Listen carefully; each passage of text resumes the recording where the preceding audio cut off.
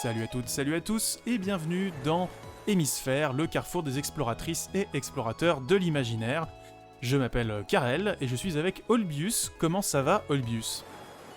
Bonjour Karel, ça va très bien, merci. On se retrouve pour un épisode, ma foi, riche en thématiques et en histoire aussi, puisqu'on va parler de Batman, et plus particulièrement du film d'animation sorti en 1993, Batman, Mask of the Phantasm. Le Batman avec un titre français absolument magnifique dans la langue de Léon Zitrone. Batman contre le fantôme masqué. Voilà, bon, c'est un peu moins évocateur que le titre anglais. Toi, tu préfères dire contre le fantôme masqué ou Mask of the Phantasm ou Balek, on jongle On va entre les dire deux Phantasm. pendant tout. voilà. Bon, Phantasm, écoutez, comme ça c'est plus rapide. voilà, Phantasm, ça va plus vite. Donc, effectivement, vous avez compris, on va parler de Batman, mais d'abord, comment vas-tu, Pierre ? Eh ben écoute, ça va très bien, ça va très bien. La santé est un peu fragile. Oui. La résurgence de Covid en ce moment, ma parole est un petit peu inquiétante. Voilà, je touche du bois, je suis négatif, mais je suis un peu barbouillé depuis hier et bon, ça va pour enregistrer un podcast, mais faudrait pas que ça se dégrade encore un peu plus. Oui, il faut dire que ce numéro, on l'enregistre à distance, car on est tous les deux cas contact. On s'est pas concerté du tout. Et oui, c'est la vie. Voilà, c'est la vie, faites attention à vous. De masque, il va être question dans ce numéro. Oh là là.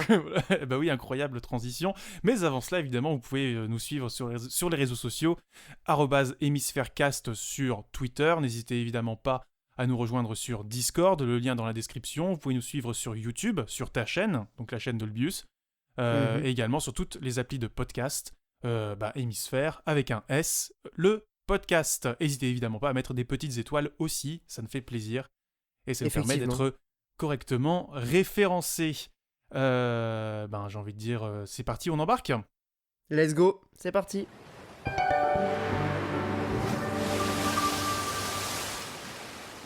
Donc Batman, Mask of the Phantasm, film de Warner Bros Animation, sorti le 25 décembre 1993. Avant qu'on rentre dans le vif du sujet, on va peut-être faire un petit tour d'horizon sur le personnage de Batman, d'où il vient, qui sont ses créateurs, comment est-ce qu'il a évolué du comics au cinéma, puis à la série d'animation télévisée qui a débouché sur le film dont on va parler aujourd'hui. Mais d'abord, je voudrais savoir, Pierre, avant de me lancer dans mon petit tunnel d'historien de Batman, c'est important. C'est quoi ton rapport à Batman ? Eh ben écoute, mon cher Karel, très sincèrement, moi j'ai jamais été un amateur de comics, je suis pas très attiré par l'esthétique en général des comics. Alors évidemment, les spécialistes me rétorqueront qu'il y a une diversité absolument foisonnante et mirifique dans les comics, j'en doute pas. Mais c'est vrai qu'à titre perso, j'ai pas eu d'affect particulier vis-à-vis des comics. Ce qui fait qu'en réalité, je connais assez mal l'univers des comics. En revanche, c'est vrai que je connais un peu mieux tout ce qui est adaptation, par exemple au cinéma, adaptation à la fois en animation ou en live action. Pour le cas de Batman en particulier, évidemment, je parle pas des adaptations de Marvel, puisque là, on partira un peu trop dans tous les sens. Mais sur le cas de Batman en particulier, en réalité, je crois que ma première approche du personnage, vraiment, c'est un peu naïf, mais je pense que ça doit être les films de Nolan, et non pas les films de Burton, et que j'ai découvert du coup il y a très peu de temps pour préparer cet épisode. Les deux de Burton m'ont beaucoup plu. Mais donc je crois que ça doit être Batman Begins en 2005, voilà. Donc j'ai suivi la trilogie de Nolan. J'ai vu évidemment les adaptations de Snyder, Batman v Superman, voilà, sur lesquelles il y aurait plein de choses à dire, mais malheureusement on n'aura pas trop le temps de s'étendre là-dessus. Un autre épisode. Voilà, ça mériterait un épisode à part entière, même si, petite digression, je trouve que le film a été quand même beaucoup bâché pour les mauvaises raisons, mais voilà, on n'entre pas dans le détail. Donc en réalité, Batman, moi je connais surtout pour ce que les cinéastes en ont retenu, à une période aussi qui est quand même assez particulière pour le personnage, puisque ça se déroule donc Batman Begins dans un monde post-11 septembre, Donc pour les États-Unis, il y a tout un imaginaire, il y a vraiment un changement de paradigme qui s'est opéré à ce moment-là, qui se traduit aussi dans le personnage. Donc je trouve que c'est intéressant aussi de revenir à un film qui date donc de 1993, qui est l'aboutissement de la série animée qui a eu beaucoup de succès dans les années 90 de Batman, que j'ai découvert vraiment en préparant cet épisode. Donc ça a été vraiment très naïvement que je me suis lancé là-dedans. Et T'as rattrapé les 4 saisons en 2 jours. alors je dois dire, Non, je dois pas dire du que tout. honnêtement, j'ai beaucoup aimé le film. Donc pour vraiment donner un premier avis très subjectif sur le film, j'ai beaucoup aimé à la fois la démarche esthétique, la musique, la vision du personnage qui est assez mature et assez essentielle en fait, je trouve. Ça résume bien tous les enjeux liés à Batman. Euh, voilà, ça reste quelque chose qui personnellement me transcende pas. C'est-à-dire, j'ai pas l'amour de ce personnage ou l'amour de cet univers, mais je reconnais qu'il y a des choses intéressantes et en tout cas, on va essayer de décortiquer ça ensemble aujourd'hui. Il y a Hmm. tellement de choses à dire, je pense qu'on va pas s'ennuyer. On va clairement pas s'ennuyer, c'est clair. Alors, évidemment, là, t'as pris un petit peu de l'avance, mais je te tirerai Ah bah les oui, verres du nez, Batman, ça date voilà. de 1930 et quelques, hein, à la base. Oui, c'est ça, bien sûr, 1939, Détective Comics numéro 27. Donc, c'est le fameux Bob Kane, qu'on voit crédité absolument partout pour l'invention de Batman, qui crée ce personnage. Et alors, il faut dire qu'il n'est pas tout seul. Et là-dessus, je tiens à remercier. Bon, déjà, on avait fait un travail, une émission consacrée à Batman à l'époque où j'animais Hyperlink. Donc, voilà, pour une synthèse plus globale sur Batman, vous pouvez vous diriger vers cette émission. Mais je tiens aussi à remercier Siegfried Wurtz, dont j'avais pas pu lire l'ouvrage chez Sœur d'édition, qui est le Chevalier Noir, et qui m'a permis voilà, de lever un peu plus, de découvrir un peu plus les entrailles de la confection du personnage. Et en dehors de Bob Kane, qui donc est le créateur et le gestionnaire même de la propriété intellectuelle de Batman, il y a Bill Finger, donc, qui est un scénariste, vendeur de chaussures à l'origine, qui rêvait d'être scénariste, et à qui on va devoir toutes les décisions esthétiques du personnage, c'est-à-dire des pupilles blanches où on ne voit pas voir les yeux, par exemple, pour donner au personnage un côté plus silhouette et presque un peu inhumain. Le côté avec le costume avec les oreilles pointues, la capuche, etc. Et aussi, je vous renvoie à la page 32 du livre, dont je vais lire juste un paragraphe parce que c'est assez intéressant, sur la démarche de Bob Kane. Si l'on entend souvent vanter la culture de Kane, le progrès notable fait sur le dessin dès les premiers numéros pourrait surtout être lié au travail de l'encreur Jerry Robinson, qui impressionne tant Bill Finger que celui-ci l'emmène régulièrement au Metropolitan Museum et voir des films expressionnistes allemands afin de parfaire son art. Parallèlement au studio fantôme de Kane, parce que Kane avait plein d'assistants, DC aurait ainsi enfin fait appel à plusieurs artistes comme Kurt Swan, Dick Sprang ou encore Carmine Infantino pour dessiner des histoires supplémentaires de Batman sans être en contact avec Kane, mais toujours sous son nom, pour des raisons légales. Parce que Kane avait fait signer énormément de contrats pour être sûr qu'il soit le seul crédité sur ce qui sortait de Batman. Et il semblerait même, là je reprends la citation, au début au moins, il semblerait même que ce dernier, donc Kane, ait fait croire à chacun des artistes engagés qu'il était son seul assistant et qu'il réalisait donc tout seul tout ce que l'assistant ne faisait pas lui-même, alors même qu'il Ah, se le désengageait bâtard. progressivement du dessin pour ne plus rien faire d'autre que de gérer ses assistants et sa fortune. Donc le Ouais, mec, d'accord. le mec est un peu, clairement un filou. Hein. Il faut dire aussi que Bill Finger, malheureusement, il va mourir dans un certain inconnu du grand public et dans une relative pauvreté. Et Bob Kane ne va jamais l'aider. Voilà. Donc c'est pour vous dire que la jeunesse de Batman, il y a une légende qui s'est construite au fil des décennies et très récemment, elle a été corrigée à tel point qu'aujourd'hui, il y a un prix décerné à la Comic-Con de San Diego depuis 2005 qui récompense des artistes sous-estimés et qui s'appelle donc le prix Bill Finger. D'accord. Voilà, Ouais, et c'est une aujourd'hui, sorte voilà, de donc rétribution voilà, il y a à titre posthume. c'est ça, il y a une réparation historique qui a été faite là-dessus. Et du coup, au niveau des influences de Batman, c'est encore plus compliqué parce que Bob Kane a beaucoup menti et antidaté des dessins pour s'arroger des références qui sont anachroniques en fait et qui fonctionnent pas au moment où Batman est né. Donc le bouquin de Siegfried Wurtz essaye justement de faire un peu le tri là-dedans. Donc on peut citer Nosferatu de Murnau, Dracula de Todd Browning, pour les influences du costume et des influences gothiques et expressionnistes. L'expressionnisme allemand, parce que Bob Kane se définissait comme un grand cinéphile.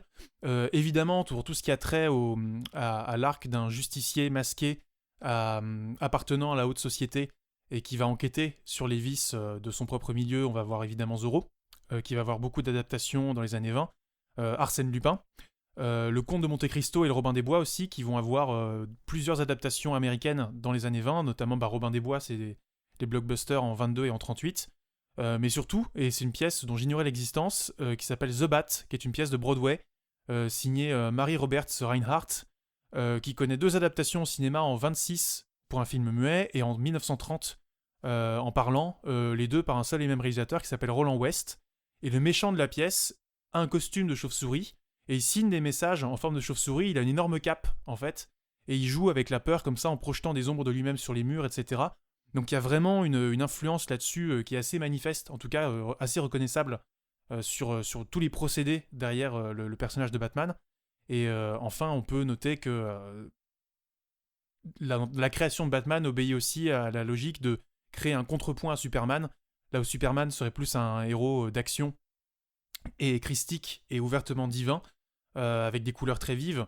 Batman va au contraire être un personnage beaucoup plus terne, avec essentiellement du noir et du gris, avec pour seule couleur le jaune, qui fait un peu le lien d'ailleurs avec Superman. Mais on va avoir un ancrage beaucoup plus humain, ce qui fait même que le personnage, lors de la Seconde Guerre mondiale, va rester dans ses histoires proprement urbaines, là où Superman va être tordu un peu à toutes les sauces, comme Captain America chez Marvel, pour servir l'effort de guerre. Une sorte de propagande voilà. d'époque, ouais. Et donc du coup, c'est un personnage qui va avoir énormément de réinterprétations. Il va avoir évidemment Robin qui va apparaître, etc. Enfin, on voit qu'il y a énormément d'influences esthétiques romanesques et également des comics pulp de l'époque, avec The Phantom par exemple, ou The Phantom Detective, qui vont avoir une influence aussi sur la création du personnage.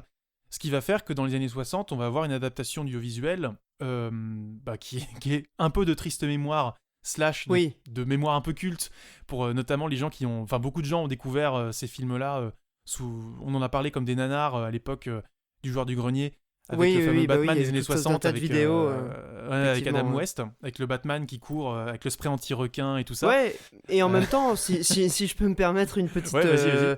Une petite anecdote là-dessus, bon, évidemment, y a matière à rigoler, mais si on s'en tient à l'essence des comics, je trouve que c'est les adaptations qui finalement sont peut-être le plus proches, et ça traduit quand même un malaise, alors on n'en a pas trop parlé pour l'instant, mais ça traduit quand même un malaise vis-à-vis du personnage dans cette adaptation en live, étant donné qu'on est quand même sur une esthétique qui est vraiment très bande dessinée américaine, avec ce que tu citais, hein, vraiment l'essence du pulp.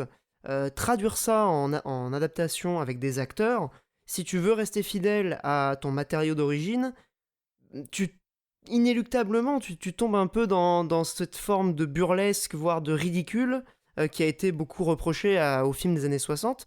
Et je suis pas forcément convaincu que le contrepoint total des films de Nolan qui se veulent vraiment réalistes, ancrés dans une réalité la plus proche de nous, la plus sombre possible, soit vraiment la meilleure manière d'honorer l'essence du comics. Alors il y a probablement un entre-deux, peut-être que les films de Burton étaient dans cet entre-deux-là qui sont intéressants, ou peut-être que les adaptations en animation, justement, permettent d'être plus proche justement de cette idée centrale quand même des comics, qui est l'influence de l'expressionnisme et toute ce melting pot d'influence esthétique qui forme finalement l'univers de Batman, quoi. Désolé pour la petite digression, mais je pensais que je trouve que c'est important de rappeler aussi que ces films ont été beaucoup moqués. Les films des années 60, tout le monde a déjà vu des images forcément sur Internet. Mais finalement, moi je trouve que c'est pas si ridicule, tu vois, d'avoir voulu être le plus proche du matériau d'origine. Oui, et puis aussi, il faut pas oublier que c'est une période où il y a alors je veux pas dire bêtise, mais il semble que c'est encore une époque où il y a le code Hays qui s'applique, et où du coup, ce qui est montrable avec des personnages populaires est très restreint Et du coup, ça empêche aussi d'aller au bout de l'ambiguïté morale du personnage de Batman, que Bob Kane reconnaissait lui-même, hein, d'ailleurs. Hein. Il reconnaissait que Batman avait des attributs criminels, etc. Et c'est quand le code Hays va sauter plus tard qu'on va avoir des personnages beaucoup plus, on va dire, sombres et des traitements plus ambigus. Notamment, moi c'est plus mon comics de cœur, c'est des X-Men qui vont prendre une direction assez différente avec Claremont dans les années 70. Mais pour Batman, ça va surtout se traduire de façon très schématique, bien sûr, avec le run de Frank Miller dans les années 80, avec qui a beaucoup The Dark Knight inspiré le Returns. comics, qui a beaucoup inspiré le film dont on va parler. Justement, on va y arriver. C'est pour ça que j'accélère un tout petit peu pour les auditeurs. Mais en gros, voilà, après les années 60 où on a un Batman très rigolo, ou même dans le dessin animé, il y a le fameux Batman voix de couillon qui fait attention Robin, ça grimpe sec, tout ça. Et là, pour le coup, non, il a vraiment cette voix-là en fait. Et pour le coup, dans les années 80, on va avoir un retour à un Batman beaucoup plus dur et brut.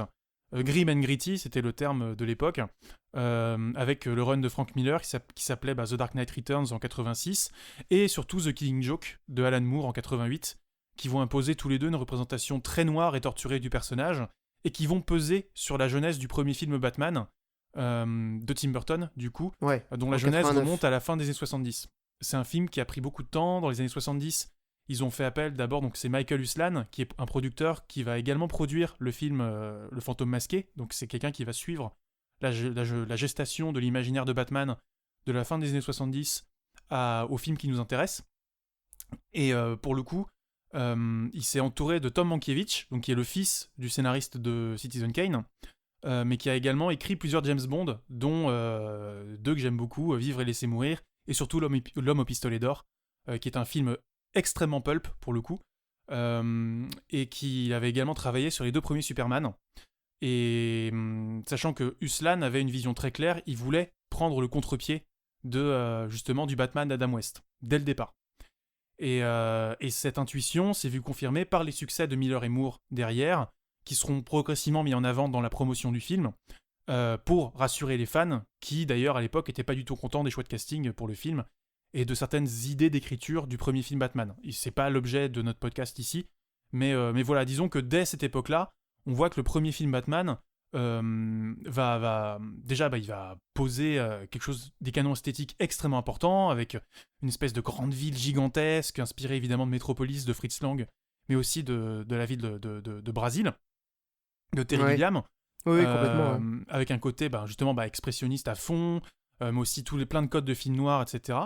Et tout en rajoutant des éléments de gothique au fur et à mesure, qui culmineront évidemment dans le deuxième film, qui ira beaucoup plus loin. Je crois d'ailleurs qu'il t'a parlé un peu plus, le deuxième film. Oui, en matière esthétique, je dois avouer que le deuxième film, alors probablement aussi que c'est des considérations très pécuniaires de budget, évidemment, qui permettent à Burton d'assumer, d'aller plus loin et de proposer quelque chose de vraiment saisissant pour l'époque. Et puis après, c'est des considérations plus personnelles qui font que je préfère le deuxième, étant donné qu'il est plus un film de Burton qu'un film de Batman, et que j'ai tendance à aimer la période, années 90 de Tim Burton. J'ai apprécié son traitement du pingouin, qui est vraiment dans la veine de ses personnages qu'il adore traiter dans ses films, d'anormalité, de marginalité aussi. Voilà, avec évidemment on pense à Édouard aux mains d'argent, Beetlejuice, et ces films qui vont vraiment mettre en avant des figures un peu étrange, à la lisière de la réalité et d'un monde un peu fantastique. Je trouve qu'il arrive bien à mêler ça avec l'univers de Batman dans le deuxième film. Et puis il y a Catwoman aussi qui est vraiment très réussi, je trouve, dans le film. Donc j'ai légèrement préféré le deuxième, mais le premier est pas inintéressant, et je trouve que le Joker de Nicholson apportait aussi pas mal de choses. Il a aussi posé, je pense, en plus des canons esthétiques que le film a su installer, le Joker de Nicholson a vraiment posé quelque chose aussi en matière d'interprétation du personnage. C'est quand même assez marquant, quoi. Ouais, et pour le coup, il y avait cette logique de... Alors moi, c'est marrant, je préfère le premier film, mais je considère, toi forcément, t'es fan de Bloodborne, donc forcément que le deuxième film, il y a de la neige, il y a des persos gothiques dans tous les sens, donc forcément... C'est plus gothique le 2. Ouais, beaucoup plus que le premier, ouais. Le 2 est beaucoup plus gothique, on voit qu'il a pu se faire la main sur Édouard en main d'argent entre les deux films. Mais, voilà, le premier film aussi, moi ce que j'aime beaucoup dans le premier film, c'est outre cette dynamique cyclique entre Joker et le Batman, c'est aussi cette idée que le Batman est en lui-même une énigme à résoudre pour la protagoniste qui pour moi est Vicky Vale, la journaliste. Pour moi, en tout cas pour moi, c'est plus un film sur Vicky Vale qui voit ces deux figures antagonistes enquêter l'une sur l'autre, mais du coup c'est un peu elle la juge de ligne et la conscience. Pour moi, c'est elle qui porte le regard du spectateur. Et c'est ce qui fait que le sujet du film se dérobe en permanence à lui-même, parce que précisément, c'est des personnages qui sont tous les deux des énigmes impossibles à craquer en fait. Et l'énigme, tu la craques uniquement une fois que tu comprends le cycle qui relie les deux. Et je trouvais que c'est cette dynamique-là, même si elle est peut-être pas apportée uniquement à l'avantage du film, mais Disons qu'elle est pas en tout très cas, je trouvais ça explicite, vraiment. quoi. Voilà. Mais en tout cas, moi, c'est cette manière d'interagir entre les personnages est fidèle à l'esprit de la relation même entre Batman et le Joker, qui fera dire d'ailleurs au Batman du Lego Batman, au Joker, je n'ai pas besoin de toi. Et c'est la seule fois où j'ai vu le Joker vraiment mal dans un film Batman. C'est la fois où Batman lui dit, mais en fait, j'ai pas besoin de toi. Et Joker, c'est pas un spoil, hein, c'est vraiment l'ouverture du film Lego Batman, mais voilà, passons, parenthèse fermée.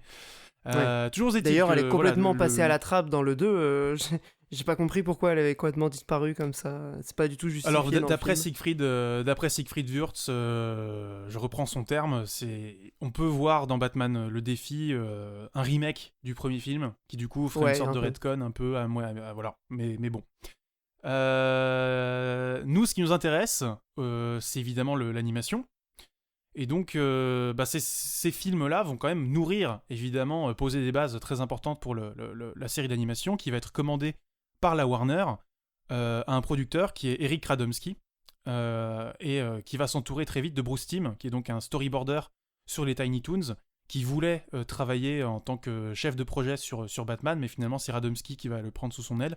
Et ils vont très vite s'entourer du scénariste Paul Dini, qui travaillait aussi avec Bruce Timm sur les Tiny Toons, et un quatrième larron dont je n'ai pas noté le nom, les auditeurs pourront me taper sur les doigts. Et il y a eu cette logique dès le départ de dessiner sur des feuilles noires en fait. Donc des feuilles à gratter noires, avec cette idée de uniquement créer Gotham par des silhouettes et aller à une épure totale pour justement travailler à mort le côté évocateur des personnages. Ce qui donne le 5 septembre 92 le premier épisode qui est diffusé à la télévision avec Batman qui enquête sur Man-Bat. Donc dès le départ, cette idée de miroir inversé, de méchants qui vont se poser comme des miroirs inversés de Batman. On va découvrir à chaque fois les personnages in media res avec un rapport à l'action, et chaque épisode va être une fenêtre sur Gotham, et cette espèce de gigantesque vivier de personnages dans lesquels on va piocher, non seulement pour rendre hommage à l'imaginaire foisonnant de décennies de Batman, mais aussi pour en proposer des traitements très personnels, avec toujours une proposition très forte, ce qui va donner le fameux épisode Art of Ice, qui est le 17e épisode de la série, si je dis pas de bêtises, qui est donc une réécriture du personnage de Mr. Freeze, qui devient un personnage ouvertement romantique, mais d'un romantisme très très noir, et qui va recevoir un Emmy Award, en fait. Et derrière, ça va réécrire ce personnage, et d'autres personnages vont carrément être inventés pour la série, notamment le personnage de Harley Quinn, qui est créé par Paul Dini, qui va aujourd'hui, on connaît aujourd'hui tout le monde connaît Harley Quinn, mais c'est une création de la série animée. Donc la série animée elle-même, elle va créer des nouveaux méchants qui vont enrichir l'univers de Batman, voire réinventer des codes visuels qui vont se prolonger dans tout le canon de l'œuvre de Batman. Donc c'est une série qui encore aujourd'hui a très bien vieilli, qui est disponible en Blu-ray pour une petite quarantaine d'euros un peu partout. Je sais pas si elle est disponible sur des plateformes, il faudrait que je fasse mes devoirs là-dessus. Mais voilà, en tout cas, moi je l'ai en Blu-ray, c'est toujours un plaisir. Voilà. Et en plus, une VF extraordinaire, dont on va peut-être parler une fois qu'on sera arrivé au film, qui est donc la conclusion de la série, qui sort le 25 décembre 93 aux États-Unis, donc Batman contre le fantôme masqué, Batman Mask of the Phantasm. Donc il est toujours produit par Ruslan, dont on parlait au début du film Batman, qui nous suit depuis les années 70. Il est réalisé par l'équipe de la série, donc avec Radomski et Bruce Timm, Paul Dini toujours présent au scénario, c'est Barnett, voilà le dernier que j'avais en tête, c'est Alan Barnett, pour un coût total de 6 millions de dollars. Il n'en rapporte que 5,6 au box-office US, donc il n'est pas rentable. Donc c'est un véritable... Enfin voilà, aux États-Unis, pour être rentable, il faut faire 3 fois son budget. Donc autant vous dire que c'est un bon gros gadin. Il faut dire que le film, il s'est mangé dans les semaines qui précédaient, sur le public familial, Madame Doubtfire avec Robin Williams et Beethoven 2. Mais aussi en termes d'actualité cinéma, manque de bol pour lui, une semaine avant, il y a la liste de Schindler qui sort. Donc c'est un peu compliqué d'exister dans l'actualité. Et à quelques mois près, il me semble que les VHS de Jurassic Park devaient sortir pour Noël aussi à ce moment-là. Donc autant vous dire que c'était pas le moment de sortir le film. Donc voilà, malheureusement, mauvaise performance en salle. Mais il connaît un très bon succès en vidéo derrière. Et le film devient culte au fil des années jusqu'à faire dire aux fans de Batman que c'est le meilleur film sur Batman. Et donc là, je me tourne vers toi du coup. Du coup, t'as déjà pu dire un petit peu ce que t'en avais pensé. Mais d'après toi, est-ce que c'est le meilleur film Batman ? Et ben si on prend la formule homo, je pense que c'est le meilleur film sur l'essence du personnage. Je trouve que ça résume vraiment bien les enjeux autour de ce personnage en assez peu de temps, hein, puisque le film dure 1h15. Donc c'est très condensé, il n'y a pas trop de temps mort. Et en réalité, bon, je pense que ce qui crée aussi de l'affect pour les fans de Batman, c'est toute cette période qui est vue comme un âge d'or avec la série animée que tu as très bien décrite, qui a eu un succès aussi assez monstrueux, qui continue d'être porté au nu et voilà, même d'être réhabilité sur plein de points. Donc je pense que ça fait partie de cette petite parenthèse de quelques années qui a vraiment contribué à façonner l'image du personnage pour toute une génération, légèrement plus âgée que moi. Je trouve que le film est assez indépendant même vis-à-vis de la série, il se propose à la fois d'être l'aboutissement de ces quelques dizaines d'épisodes de la série animée, et en même temps, il se veut presque également comme une porte d'entrée, je pense, vis-à-vis du personnage, puisque il se propose aussi de revenir aux origines de Batman, voilà, de quand Bruce Wayne est devenu Batman. Et donc, en ce sens, il peut très bien être abordé par quelqu'un qui n'aurait pas vu la série animée, c'était mon cas, et même par quelqu'un qui ne connaît pas le personnage, parce que je trouve qu'il arrive vraiment à en capter l'essence et à en livrer finalement les questionnements les plus intéressants en 1h15. Donc vraiment chapeau au film pour ça. Je vais juste résumer rapidement le synopsis pour les gens qui n'ont pas vu le film. J'allais y venir, mais je te laisse faire, ouais, vas-y. C'est très rapidement, comme je le disais, on est vraiment aux origines de Batman. Il y a à la fois, le film se déroule sur 2 temporalités. Il y a à la fois toute une bonne moitié de film qui se déroule en flashback, justement sur le moment où Bruce Wayne est devenu Batman, et une autre partie qui se déroule au présent. Donc en réalité, dans le présent, plusieurs chefs de la pègre, des mafieux un peu connus de Gotham se font assassiner par une silhouette fantomatique, mon Dieu, mais qui est-ce, qui rôde dans les rues, qui se présente comme l'ange de la mort.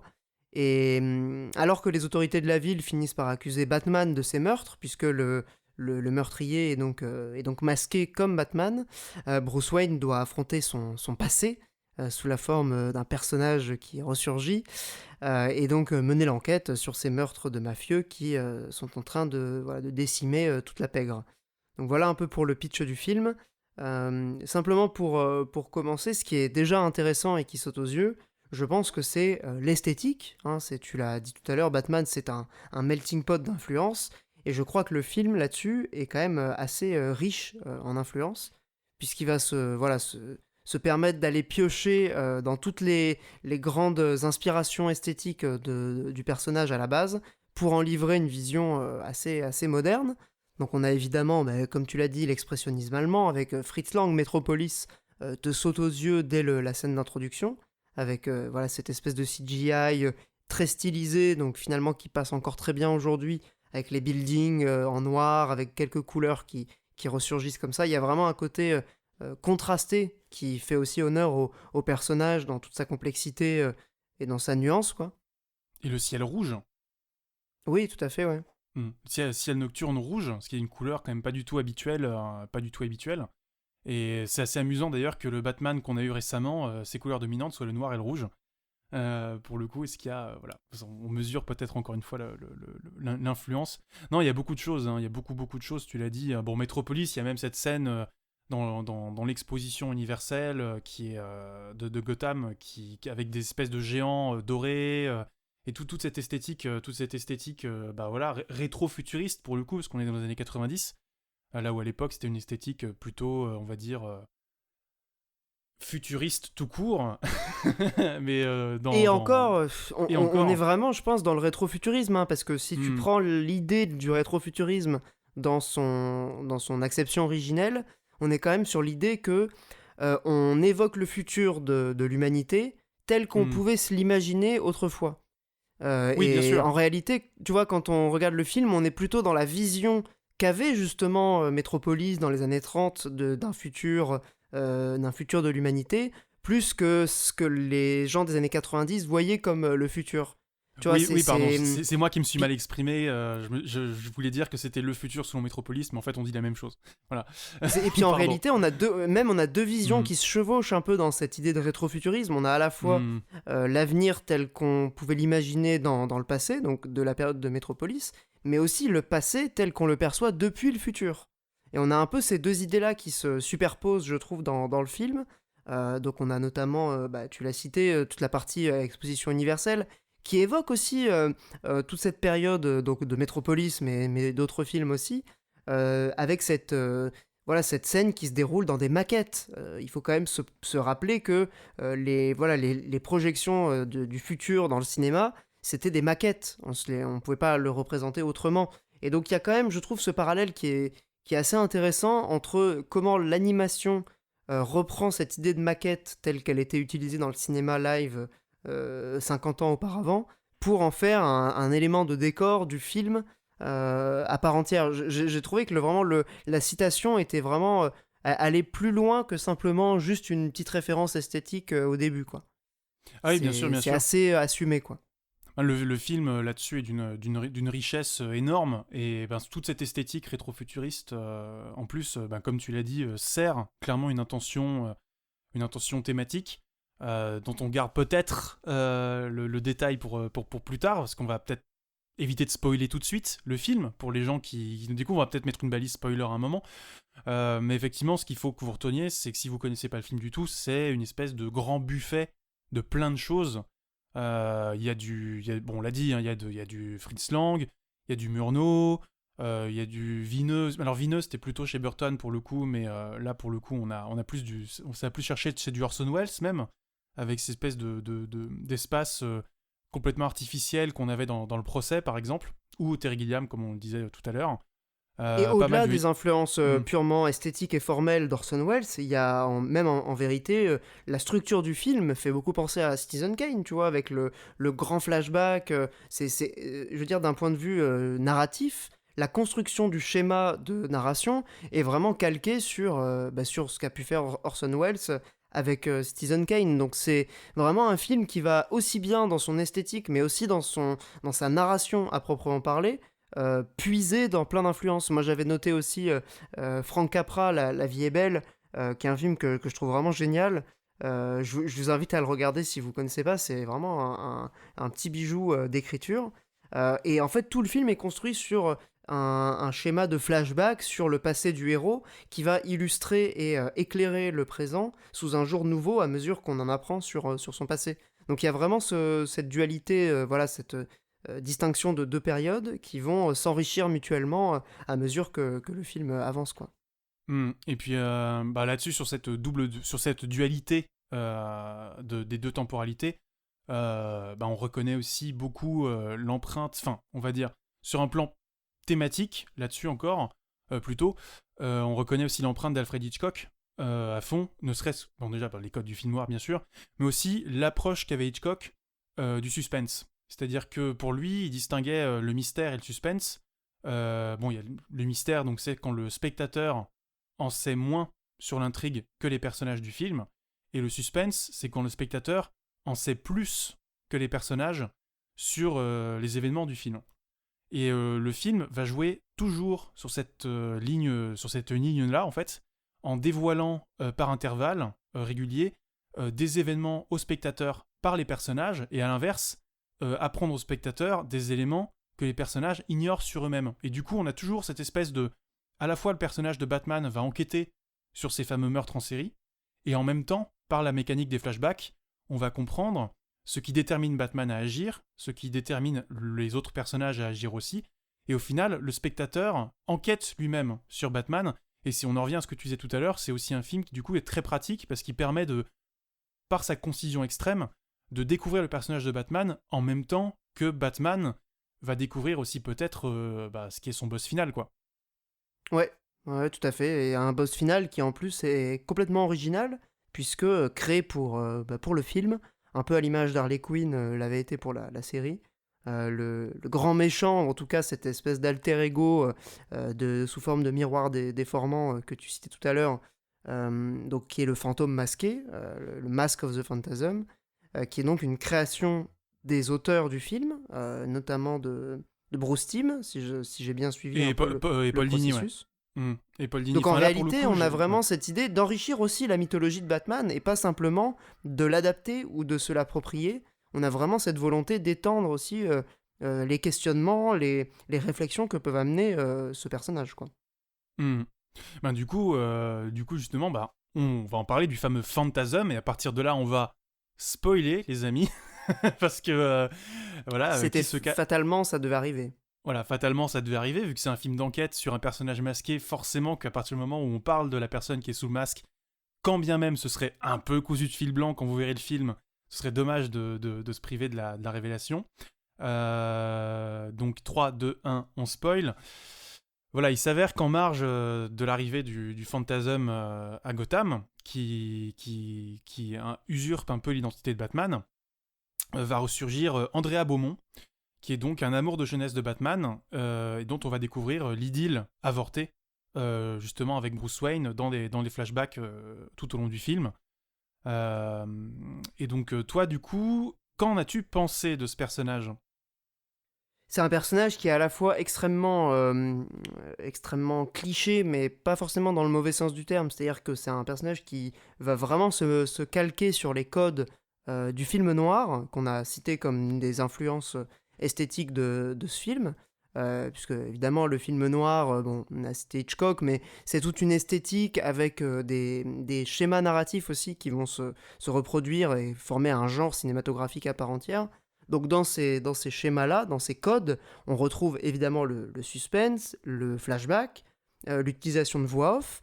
Mais là, en termes de personnage, on a aussi cette idée de la femme fatale, ce stéréotype archétypal de personnage qui est la femme fatale. Et donc, on pourrait se dire que elle vient jouer ce rôle-là, puisque quand on la découvre dans le présent, elle est montrée en termes de mise en scène, de cadrage, de présentation des attributs du personnage comme cet archétype de la femme fatale.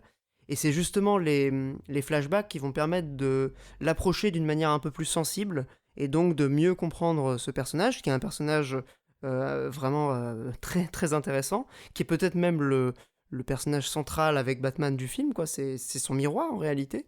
Donc moi j'ai trouvé que c'était un personnage qui était extrêmement intéressant, beaucoup plus que la plupart des idylles amoureuses ou des aventures de Batman dans les adaptations live, ou même dans d'autres adaptations en animation. J'ai trouvé que c'était vraiment le point fort de ce personnage, d'apporter une dose de sensibilité à laquelle on arrive à souscrire, c'est-à-dire qu'on arrive à croire à leur relation, parce qu'elle semble construite aussi dans le temps, contrairement à celle, par exemple, je pense à Burton, le premier film, son aventure avec la journaliste, elle paraît vraiment trop rapide. Si tu veux, en 3-4 jours, on a l'impression qu'ils ont vécu 5 ans ensemble. Elle lui dit je vous ai toujours aimé, c'est l'amour de sa vie, alors qu'elle l'a rencontré 3 jours avant. Donc il y a souvent cette espèce de mise au second plan de l'intrigue amoureuse, comme une espèce de cahier des charges absolument à voir dans son film, mais qui n'est pas du tout central. Et donc, en général, on se retrouve avec quelque chose qui est assez vite oublié et qui n'est pas très émouvant. Là, j'ai trouvé qu'en fait, il faisait de cette relation presque le centre du film, notamment en matière de développement de Batman. euh, Quelle vie il aurait pu avoir s'il avait voilà, fait sa vie avec cette femme, comment aurait pu se produire. Il ouvre une fenêtre sur un futur alternatif pour Bruce Wayne, qui est assez inédit, en tout cas dans les adaptations que moi j'ai pu voir. C'est pas du tout une des thématiques abordées. En fait, on a tendance à vouloir s'intéresser beaucoup à Batman, parce que c'est le personnage cool, c'est une icône, ça permet de montrer de l'action, ça permet de montrer des Batman qui tapent des méchants, etc. Et finalement, le Bruce Wayne est quand même relégué au second plan. Là, j'ai trouvé que finalement, l'équilibre était beaucoup plus respecté. Et donc, on a quelque chose de finalement beaucoup plus fidèle au personnage, qui est fait de ce contraste et de cette dualité entre, évidemment, Batman et Bruce Wayne, et Bruce Wayne et peut-être Andrea Beaumont. Et oui, c'est ça, Batman et Bruce Wayne, et Andrea et le fantôme, du coup. Exactement. Et Ce miroir-là, il fonctionne dans les Hmm. deux sens, ouais. Et ce qui est hyper intéressant, c'est que, du coup, ce côté méchant miroir, qui est déjà présent chez plein d'autres méchants de Batman, hein. On avait dit j'avais parlé de Man-Bat, qui était l'épisode 1 du dessin animé, mais ça fonctionne avec tous, hein. Le pingouin, c'est le miroir de l'héritier milliardaire, et aussi toute la part d'ombre de la fortune. Oui, De la chaque fortune de la méchant famille Wayne. est un miroir Voilà. d'une de ses facettes, ouais. Catwoman, c'est la sexualité réprimée du personnage qui est stérile, en fait. Ça peut être Double Face, qui renvoie à la dualité même à la dualité de l'homme public, qui est Bruce Wayne, et Harvey Dent, de l'homme privé, qui est justement le méchant Double Face et Batman. Et chacun, de leur manière, ils traduisent une obsession ou une part de folie et de désordre inhérente au personnage, et de tourment qui travaille Bruce Wayne et Batman.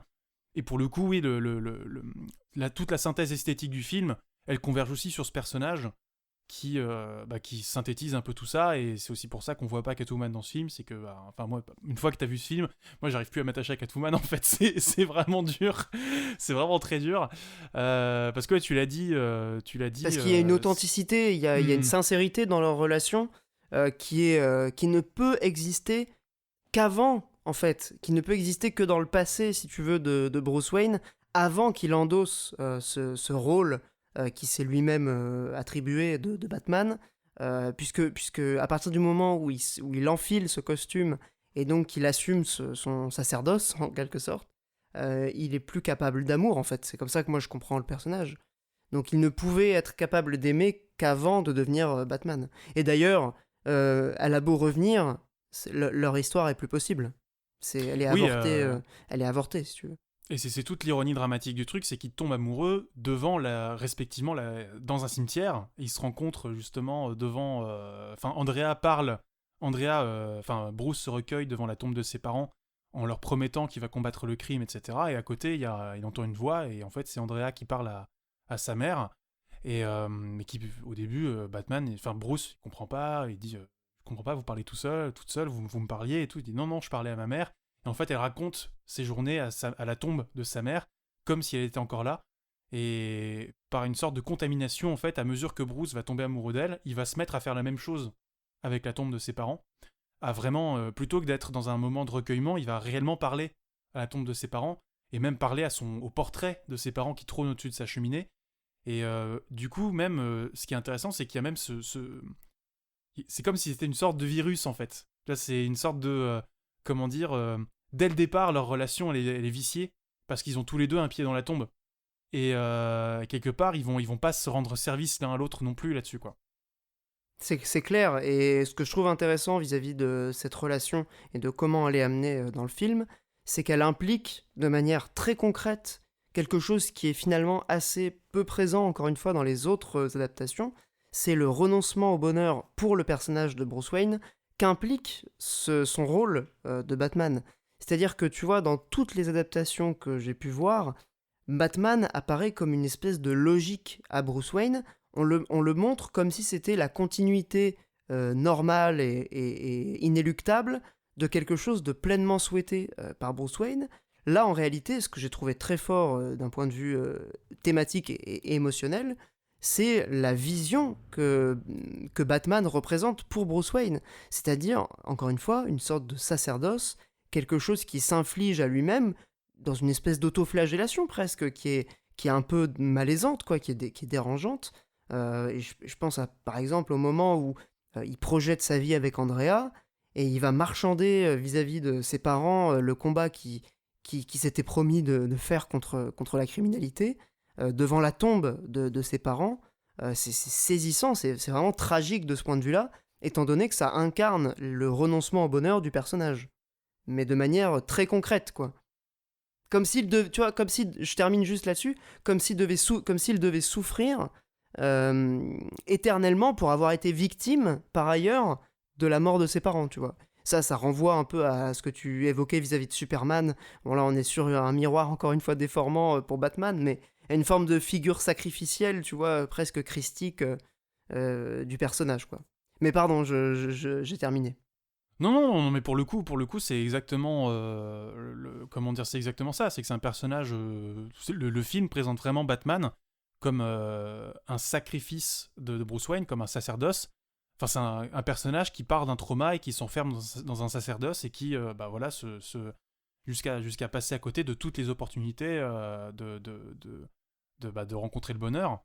Au grand dam d'Alfred, qui du coup est le majordome de Bruce Wayne, qui va tout au long du film lui quand même essayer un peu de le pousser dans les bras d'Andrea Beaumont sans vraiment y arriver. Et quand enfin la Providence se présente, bah, il sort à chaque fois, tu sais, à chaque fois il arrive dans la pièce avec un petit plateau, puis il sort. Je sais pas, voilà, il y a un petit côté un peu comique dans ce passage-là. Mais c'est aussi lui qui sera un peu le patient zéro de Bruce Wayne quand il va enfiler la cape de Batman.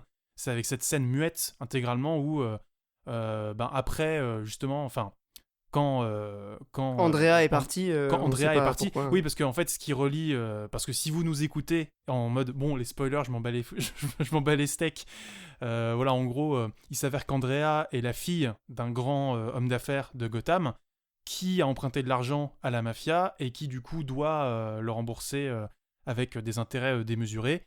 Et pour la mafia c'est jamais assez, et du coup il décide de s'enfuir en Europe en emportant sa fille avec lui. C'est ce qui fait ce qui avorte aussi complètement la relation entre Andrea et Bruce, qui de son côté avait beaucoup tardé à répondre aux avances d'Andrea. Et ce qui fait que au moment où il la demande en mariage, elle commence par dire oui, et elle manque de tomber dans une grotte, dans une crevasse qui est à côté du manoir Wayne, et qui s'avère en fait qui est remplie de chauves-souris, qui sera plus tard dans le film, au moment où Andrea doit voilà, où Andrea renvoie la bague à Bruce en lui disant que voilà, c'est trop tard et qu'elle doit partir. Voilà, cette crevasse va devenir la Batcave, et donc littéralement en fait l'origine même de Batman, c'est cette espèce de chute du personnage et du sacrifice en mode bon bah voilà, j'ai plus rien à perdre et ce qui me reste, je sacrifie encore même ce qui me reste, quoi, parce que c'est trop dérisoire par rapport à ce que j'ai déjà perdu, et donc autant en finir et aller au bout de ça, quoi. Et c'est à ce moment-là qu'il y a cette scène absolument incroyable, comme tu disais, muette, avec une musique vraiment saisissante, où il enfile finalement le costume pour la première fois. Et là où justement ça renvoie à cette origine du personnage avec les yeux stylisés en blanc qui sont vraiment comme des poignards, tu sais, dans la nuit où Ah oui, complètement, ouais. il regarde Alfred et Alfred est terrifié. Enfin, il y a un truc assez fort. Quand bien même, bon, personnellement, je trouve que le design des personnages voilà, ça me parle pas des masses, et j'ai même parfois tendance à trouver ça un peu rigolo. Le côté très carré, tu vois, de la gueule de Bruce Wayne et tout. Cette scène, il faut avouer elle marche, quoi. Elle marche, elle fait mouche. Il y a vraiment un truc dans ce moment qui est vraiment très fort.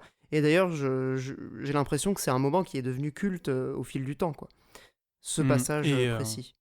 Et c'est aussi, ça nous permet de revenir rapidement à ce qu'on disait tout à l'heure. Hein. C'est pour ça aussi que c'est un film qui est super pour découvrir Batman. C'est qu'on a tout l'arc fondateur de ce qu'est Batman, tout le tiraillement interne de la création du personnage. Alors, on assiste au baptême même du personnage, quoi. Mais on assiste aussi, mine de rien, à une forme de d'apocalypse du personnage, parce qu'on a eu l'alpha, mais on a aussi l'oméga, ce renoncement au bonheur, ce renoncement à tout ça, et puis finalement cette confrontation avec ce fantôme qui revient du passé, pour venger déjà les hommes qui ont tué le père d'Andrea, parce que c'est Andrea qui prend les traits de son père, et même qui prend sa voix, littéralement. En VF, c'est le comédien de doublage qui fait la voix du père d'Andrea. Je sais pas si c'est le cas en VO, parce que moi j'ai revu le film en VF, je l'avais vu en VF déjà la première fois. Je pense que ça doit être le cas. J'avoue que j'ai pas forcément fait gaffe au timbre de voix, mais ça m'étonnerait qu'ils aient fait autrement. Ouais. En tout cas, si c'est un choix de la VF, c'est extrêmement intelligent. Voilà, la VF de Batman, du dessin animé Batman, serait pas à son premier coup de génie. Hein, voilà.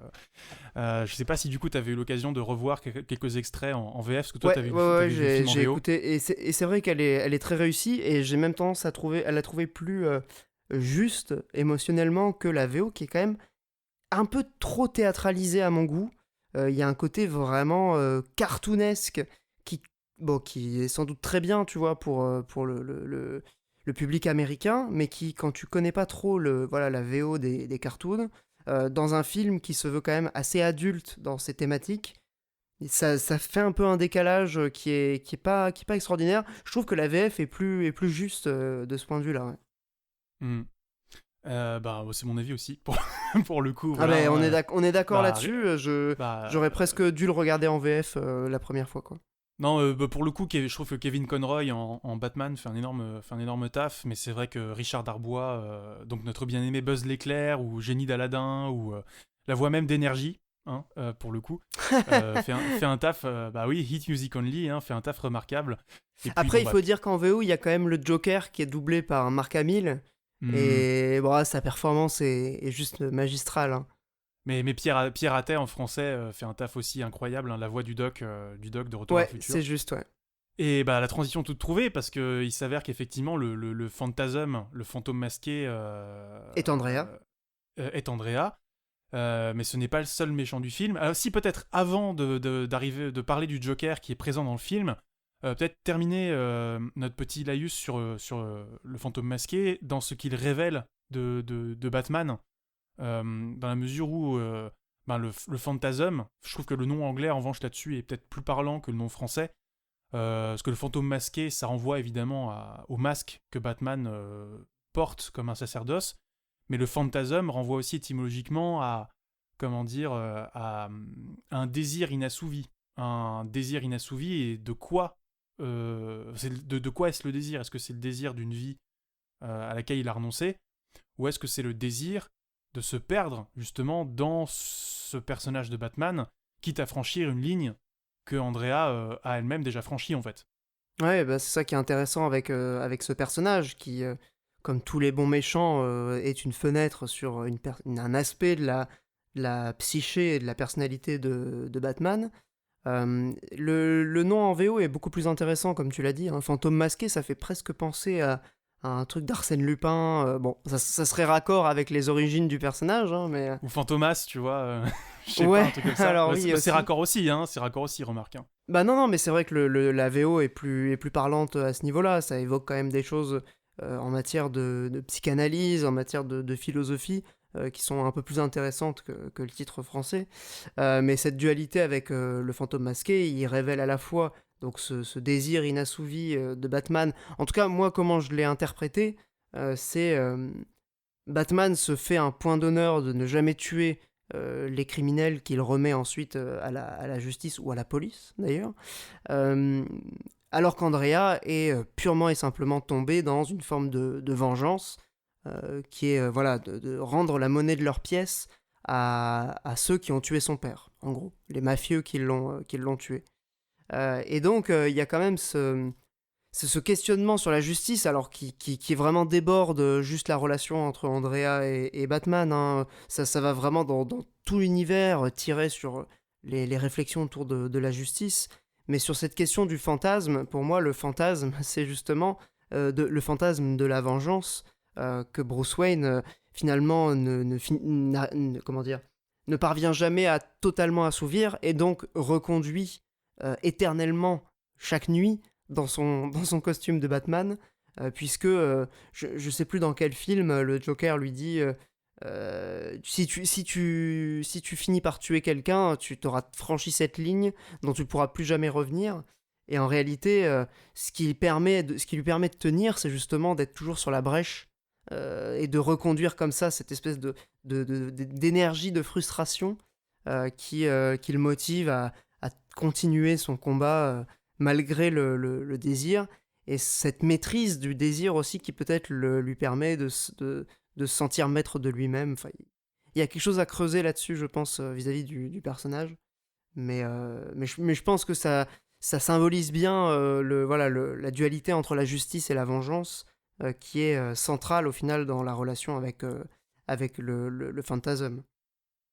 Et de désir, bah du coup, oui, il est aussi question. On en revient à la romance avec Andrea et tout ça, et justement, bah voilà, le désir de vie. Enfin, on pourrait même réduire ça à une dualité entre le désir de vie, Eros, littéralement, avec Andrea, et le Thanatos, désir de mort, qui serait plus dirigé vers Batman. Ou incarné par le fantôme, ou incarné justement par le troisième personnage qu'on a brièvement mentionné tout à l'heure, Qui est le Joker. qui est le Joker, qui est présent dans ce film, pour le coup. Qui est à la fois présent car essentiel au propos du film, mais en même temps introduit un peu au chausse-pied. Je sais pas ce que t'en penses.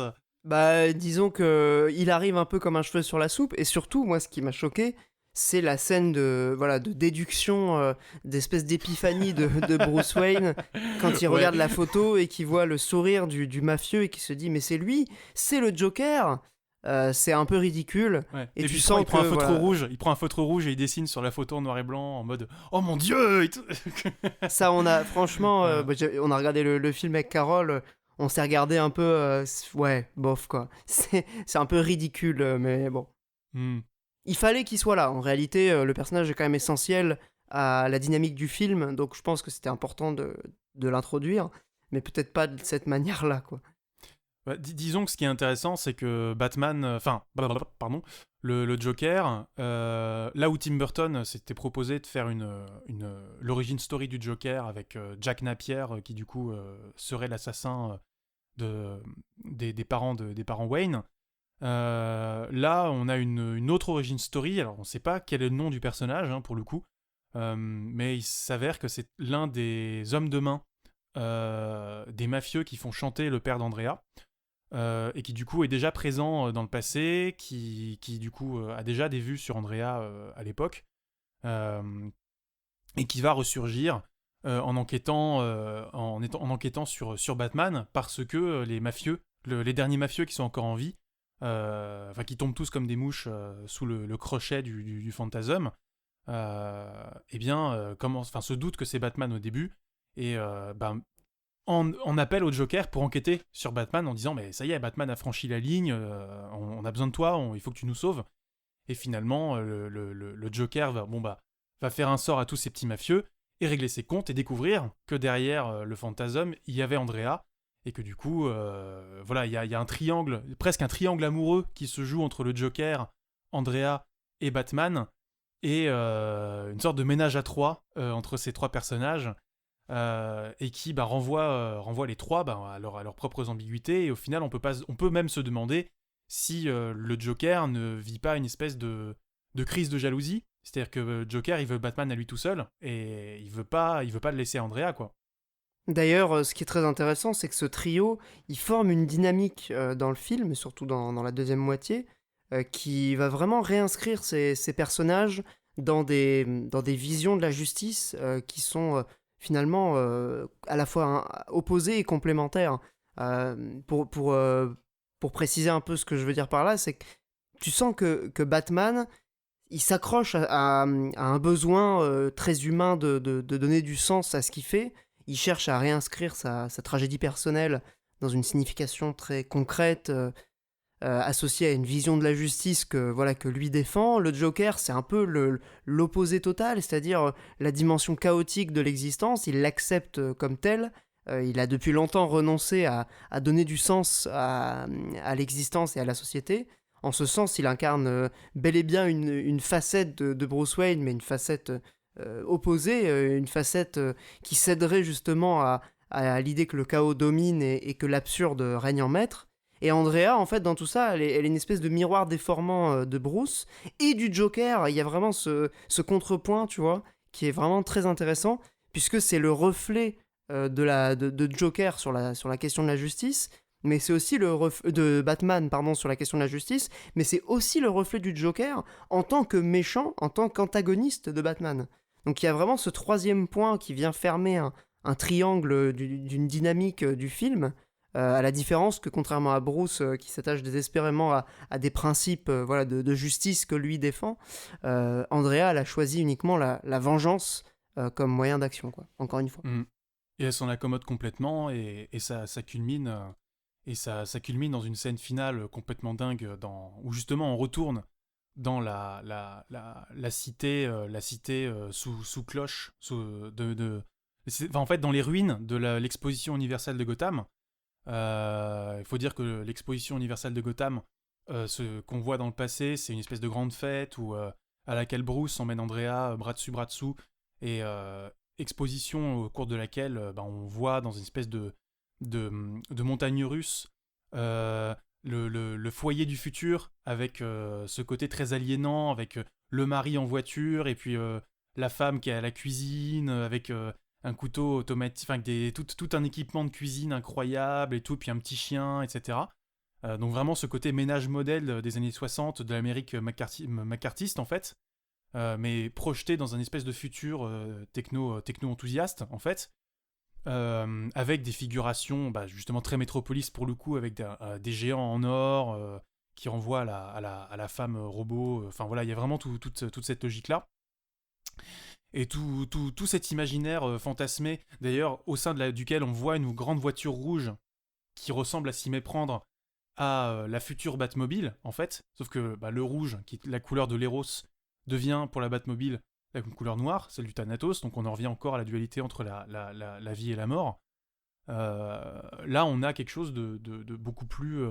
d'encore plus pervers, parce que dans la scène finale, on va retourner dans les ruines de cette exposition universelle, qui sont devenues du coup le QG du Joker, qui du coup, où tu sais pas si c'est le fantasme du futur qui est déformé, ou si c'est le fantasme du futur qui s'effondre, qui part en fumée, ou si au contraire c'est la couche de vernis de ce fantasme qui disparaît, qui révèle la monstruosité de la société oppressive qui est derrière.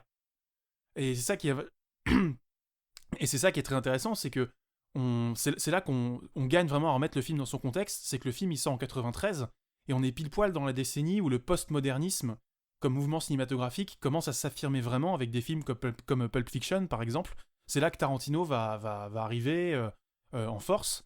C'est là que même on va avoir des films qui vont critiquer même la nostalgie et le fantasme du passé, comme le premier Austin Powers qu'on sous-estime beaucoup. Mais le premier Austin Powers est vraiment intéressant là-dessus, sur toute la prise de recul sur un futur qu'on fantasmait dans les années 60 et qui aujourd'hui n'est plus possible. Alors là où Austin Powers le fait sous l'angle du sida qui s'est interposé après la libération sexuelle, là on a plus un truc sous l'angle de vraiment à l'échelle des personnages de Batman et d'Andrea.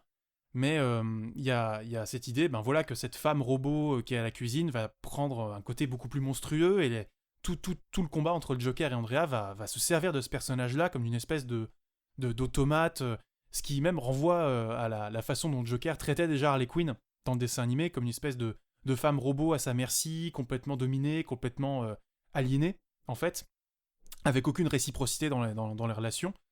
Et c'est ce qui me fait dire aussi, alors je sais pas comment toi et Carole l'avez vécu en regardant le film, mais toute la romance, toute la façon dont Bruce et Andrea batifolent, et toute la façon dont Andrea et le Joker interagissent, on va dire Andrea, elle est un peu seule dans un monde très phallocrate aussi. Ouais, et puis c'est inscrit aussi dans une vision de la relation finalement qui est passéiste, hein. Il y a quand même tous ces attributs de genre extrêmement ancrés avec le masculin, le féminin, cette inégalité tacite entre les deux qui est jamais complètement explicitée par le film, mais qui va de soi en fait. Dans le monde des personnages, il y a vraiment un sexisme évident, si tu veux. Enfin, en tout cas, c'est comme ça qu'on le ressent dans le film. Il y a vraiment cette idée que la société est bien ordonnée selon des principes finalement assez sexistes, hein. Mais c'est la logique des choses dans le cadre du film, en fait. Pour le film, ça va de soi.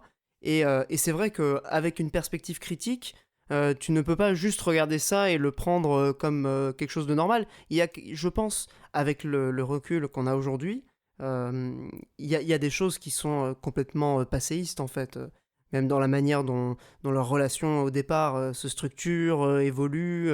On voit pas énormément de scènes, mais tu sens quand même que ça se bâtit sur un schéma de séduction qui est années 60, quoi. Enfin, donc, et puis même cet idéal de famille, comme tu le citais très bien dans l'Expo universelle du futur, enfin, il y a vraiment des éléments très, encore une fois, culturels, sexistes, ancrés aussi dans la société américaine, et voilà, dans les sociétés occidentales en général. Donc il y a vraiment ce sexisme omniprésent, clairement, hein. Mais est-ce que pour toi, justement, le sexisme, il relève, comment dire, il faut le prendre au premier degré en mode c'est un film des années 90 et où du coup, à l'époque, bon, bah, on faisait pas attention à ça parce que les gens n'étaient pas éveillés, ou est-ce qu'au contraire, tu y verrais une invitation à prendre du recul sur ces, on va dire, sur ces codes sociaux? Bah, disons que c'est intéressant de le voir aujourd'hui parce que enfin, en tout cas, c'est compliqué de le voir vraiment au premier degré sans aucune perspective critique. Étant donné le génie du film sur d'autres aspects, je pense qu'il y a peut-être quelque chose à creuser du côté des auteurs. J'avoue que j'ai pas trouvé voilà, de déclaration ou voilà, d'explicitation d'un propos autour de ça voilà, des auteurs du film. Mais ça m'étonnerait pas que ces représentations-là soient justement avec justement la scène avec le Joker et l'automate qui devient une sorte de monstre. Ce n'est que la conséquence logique finalement de cet asservissement et de cette aliénation. Euh, je pense qu'on peut y voir, il y a moyen d'en tirer un propos un peu critique, je pense. Hmm, ok. Oui, parce qu'il me semblait justement, voilà, il y a vraiment, pour moi, les auditeurs et auditrices qui nous écoutent peuvent, à mon avis, euh, grincer des dents sur certaines scènes. Pour le coup, moi je pense notamment à la scène de rencontre entre Bruce et Andrea. Moi, c'est ce qui me fait dire que le film a une grille critique en fait sur là-dessus. C'est déjà qu'il présente. C'est un film tragique. Et bon, voilà, de tout ce qu'on a dit, ça nourrit le registre de la tragédie, de l'inéluctable sacrifice de Bruce pour Batman, de l'inévitable sacrifice d'Andrea pour le fantôme. Mais le sacrifice d'Andrea pour le fantôme, c'est aussi la résultante d'un milieu qui laisse pas de place aux femmes, en fait. Et où elle est totalement esclave de sa condition de femme. Et ce que tu m'avais dit en off, et ce que je trouvais intéressant comme remarque, c'est que c'est qu'on Andrea n'a pas l'air d'avoir d'alternative. À aucun moment le film ne montre d'alternative pour Andrea. Là où au contraire pour Bruce, Alfred ne cesse de lui faire comprendre que c'est possible de faire autre chose en fait. Et notamment cette scène où Batman parle à ses parents devant la tombe en disant je vais abandonner et en fait l'argent que vous m'avez légué je vais le donner à la ville pour alors pour un projet un peu différent, pas si différent que ça du projet de Batman, voilà, qui mérite d'être creusé, qu'on creusera peut-être après, qu'on va en discuter après, mais voilà, il y a cette idée que pour Bruce, c'est possible de prendre une autre voie, parce qu'il est privilégié, et parce qu'il est privilégié dans l'histoire, là où justement, bah, en tant que femme, Andrea, elle peut pas échapper à la vengeance, et elle est obligée de passer par ça, en fait, pour s'affirmer, parce que sinon, elle a pas d'autre choix, quoi, elle a pas de... La société ne lui laisse aucun choix, en fait. Et sur un plan purement structuraliste, on va dire que enfin pour moi ce discours critique il se tiendrait dans la mesure où les influences de Fritz Lang montraient déjà que comment dire, les interactions entre les personnages découlaient de structures sociales extrêmement puissantes et aliénantes, que ce soit Metropolis ou même que ce soit dans M le Maudit. M le Maudit ou même Metropolis, c'est des films cerveaux, enfin pour moi en tout cas, c'est des films cerveaux qui qui pourraient illustrer, plutôt que des personnages qui évoluent dans un univers, limite des forces et des idées qui s'affrontent dans l'esprit d'une personne. Et avec justement des personnages tellement archétypaux qu'ils en viendraient à illustrer un bilan de force un tiraillement interne à une personne. Pour M le Maudit, ça peut être cette espèce de ça pervers incarné par le personnage de M et tout le surmoi qui serait du coup ce surmoi policier qui serait toute la multitude répressive qui renonce à son humanité à l'idée au nom d'une vengeance, au nom d'une vengeance et d'une rétribution, les prémices du fascisme en fait tel que Fritz Lang le voyait à l'époque. Mais bon, on n'est pas là pour parler de M le Maudit, pardon. Mais dans dans Le Fantôme Masqué, je trouve justement que toute la notion de dualité Batman-Bruce se retrouve entre Bruce et le Joker aussi. C'est-à-dire que quand Bruce et Andrea se rencontrent dans le jardin de la maison Wayne, se retrouvent dans le jardin de la maison Wayne, ils se batifolent, mais de façon un peu musclée, on va dire. Ils se font... et parce que Bruce est en train de répéter son jujitsu, et Andrea lui fait une prise de judo, je crois, ou de CQC, je sais plus quoi. Et au final, ils en viennent aux mains, quoi, littéralement, et ils se battent. Et leur séduction, c'est du combat à main nue, quoi. Et je peux pas m'empêcher d'y voir un renvoi à Goldfinger, à la scène de Lagrange dans Goldfinger, ce qui est l'un des James Bond les plus connus, mais où Sean Connery contraint Pussy Galore en lui faisant littéralement des prises d'arts martiaux. Pussy Galore qui est lesbienne et qui lui fait bien comprendre qu'elle n'est pas attirée par les hommes, et lui il lui fait une prise d'arts martiaux et la viole en fait dans la grange, à la suite de quoi elle devient miracle hétérosexuelle. Donc bon aujourd'hui ça passe la plus du puissance tout, ça. viriliste La puissance de Sean viriliste Connery, incroyable. Mais c'est intéressant, hein, relecture post-MeToo de Sean Connery. Dans un autre, il fait une Darmanin à une masseuse aussi dans un spa, c'est assez intéressant. Bref. Oui, Carole m'a montré des extraits qui sont assez savoureux. Ah ouais, En tout cas, de ce point de vue-là, c'est compliqué. C'est assez chaud, mais pour le coup, je trouve que déjà dans cette scène, il y a un truc à retenir, c'est que c'est Andrea qui vient provoquer Bruce et pas l'inverse. Et de même que c'est elle qui vient provoquer Bruce dans le cimetière, là où Bruce est juste, excusez-moi, qui est plus maladroit qu'autre chose. Et en revanche, ce rapport de force, il y avait un plan même d'ailleurs quand ils se battent dans l'herbe, il y a un plan où Bruce a l'ascendant, limite il la plaque au sol. Et t'as cette ligne rouge, justement, tu peux te dire, oulala, où est-ce qu'on va ? Et finalement, elle reprend le dessus en se battant contre lui. Au final, ils se font ils se roulent un patin et Alfred, justement, se barre avec son petit plateau. Et ce que je trouve intéressant, c'est que cette scène, elle est reproduite quasi à l'identique au moment où Andrea se bat contre le Joker dans la cuisine des ruines de l'exposition. Qu'il attrape sa saucisse pour la taper avec. C'est ça, et littéralement, en fait, le Joker va la plaquer au sol. Et on va avoir un plan extrêmement cru où on va littéralement voir l'entrejambe du Joker écraser tout le corps dans la perspective du plan, écraser tout le corps d'Andrea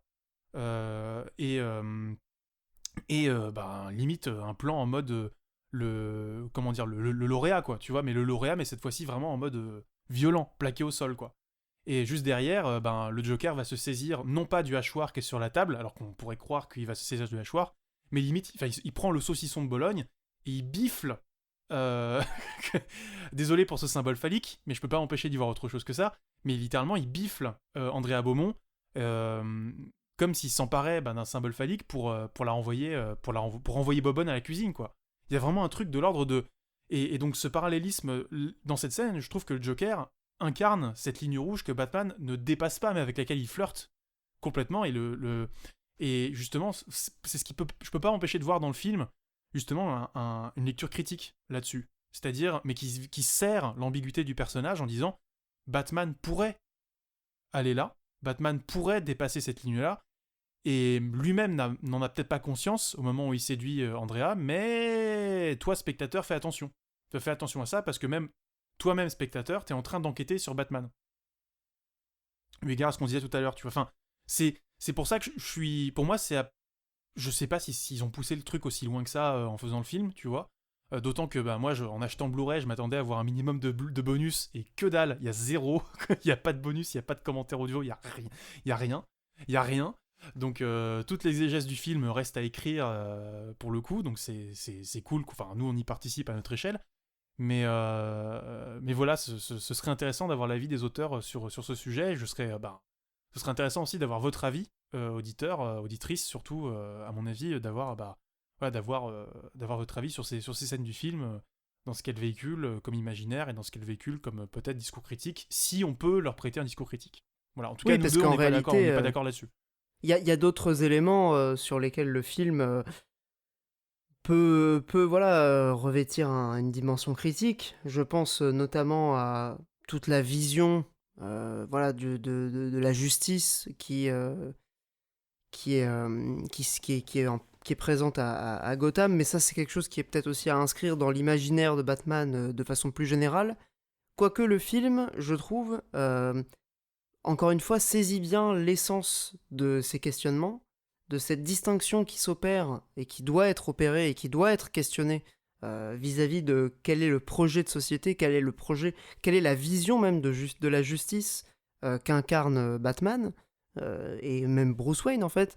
Parce que si on prend la définition de la justice au sens purement conceptuel, on sent bien qu'on est assez éloigné de ce que défend Batman par son action, tu vois. Typiquement, chez Platon, la justice, c'est une vertu. Pour revenir un petit peu aux bases, désolé, j'ai ressorti mes cours de philo. Ah Mais non, mais tu es tout excusé, hein. Moi-même je suis en non, train mais de les c'est ressortir en important, ce tu moment, vois, donc... d'essayer de saisir quel est le projet de société derrière ça, en fait. Quel est le projet de société et dans quelle Projet. mesure notre projet, dans quelle mesure le film en a conscience et entrouvre des fenêtres critiques sur ça au sein même du film. Donc, typiquement, la vision de la justice dans sa dimension conceptuelle, c'est une vertu qui commande à la cité idéale, qui organise les choses de sorte à ce qu'elles soient en harmonie, tout à fait à leur place vis-à-vis du reste, et que ça fonctionne de manière harmonieuse. Donc ça, c'est une vision conceptuelle un peu idéalisée dans la République de Platon. Les super-héros, et donc Batman, dans le cas qui nous intéresse, ne renvoient pas à cette idée conceptuelle de la justice, donc qui est un idéal philosophique, mais à une acception politique de la justice inscrite dans un contexte, d'un contexte particulier, qui est celui de la société américaine.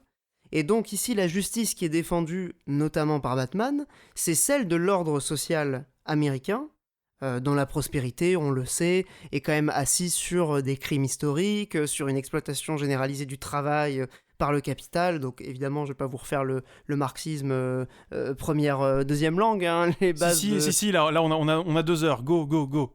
Non, mais c'est intéressant, tu vois, Non. de rappeler ces éléments-là, parce qu'en fait, Bien sûr. le personnage, dans toutes ces adaptations, c'est évident, encore une fois, pour moi, c'est un des éléments qui mérite d'être discuté dans une émission comme la nôtre, c'est que c'est pas discuté, en fait, dans les films.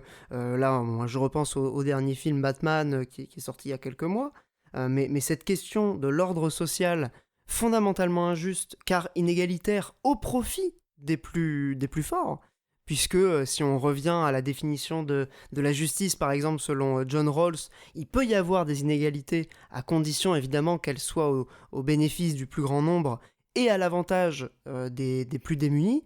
Là, on est quand même dans un modèle avec Batman, avec Bruce Wayne, qui est un milliardaire hérité, qui hérite de sa fortune, donc qui n'est pas du tout dans l'idéal en plus méritocratique du travail que les libéraux pourraient défendre, mais on trouve quand même quelque chose de l'ordre de asseoir un ordre social, asseoir une forme de domination, et en fait quand Batman rend justice selon sa perspective, il n'est pas très loin de la vengeance en réalité, parce que la vengeance, qu'est-ce que c'est sinon se faire justice soi-même selon un principe soit d'égalité, hein, œil pour œil, dent pour dent, je te rends la monnaie de ta pièce, voire d'amplification de la peine dans une logique dissuasive, quoi. Tu vas faire une représaille encore plus violente que ce qu'était le crime originel.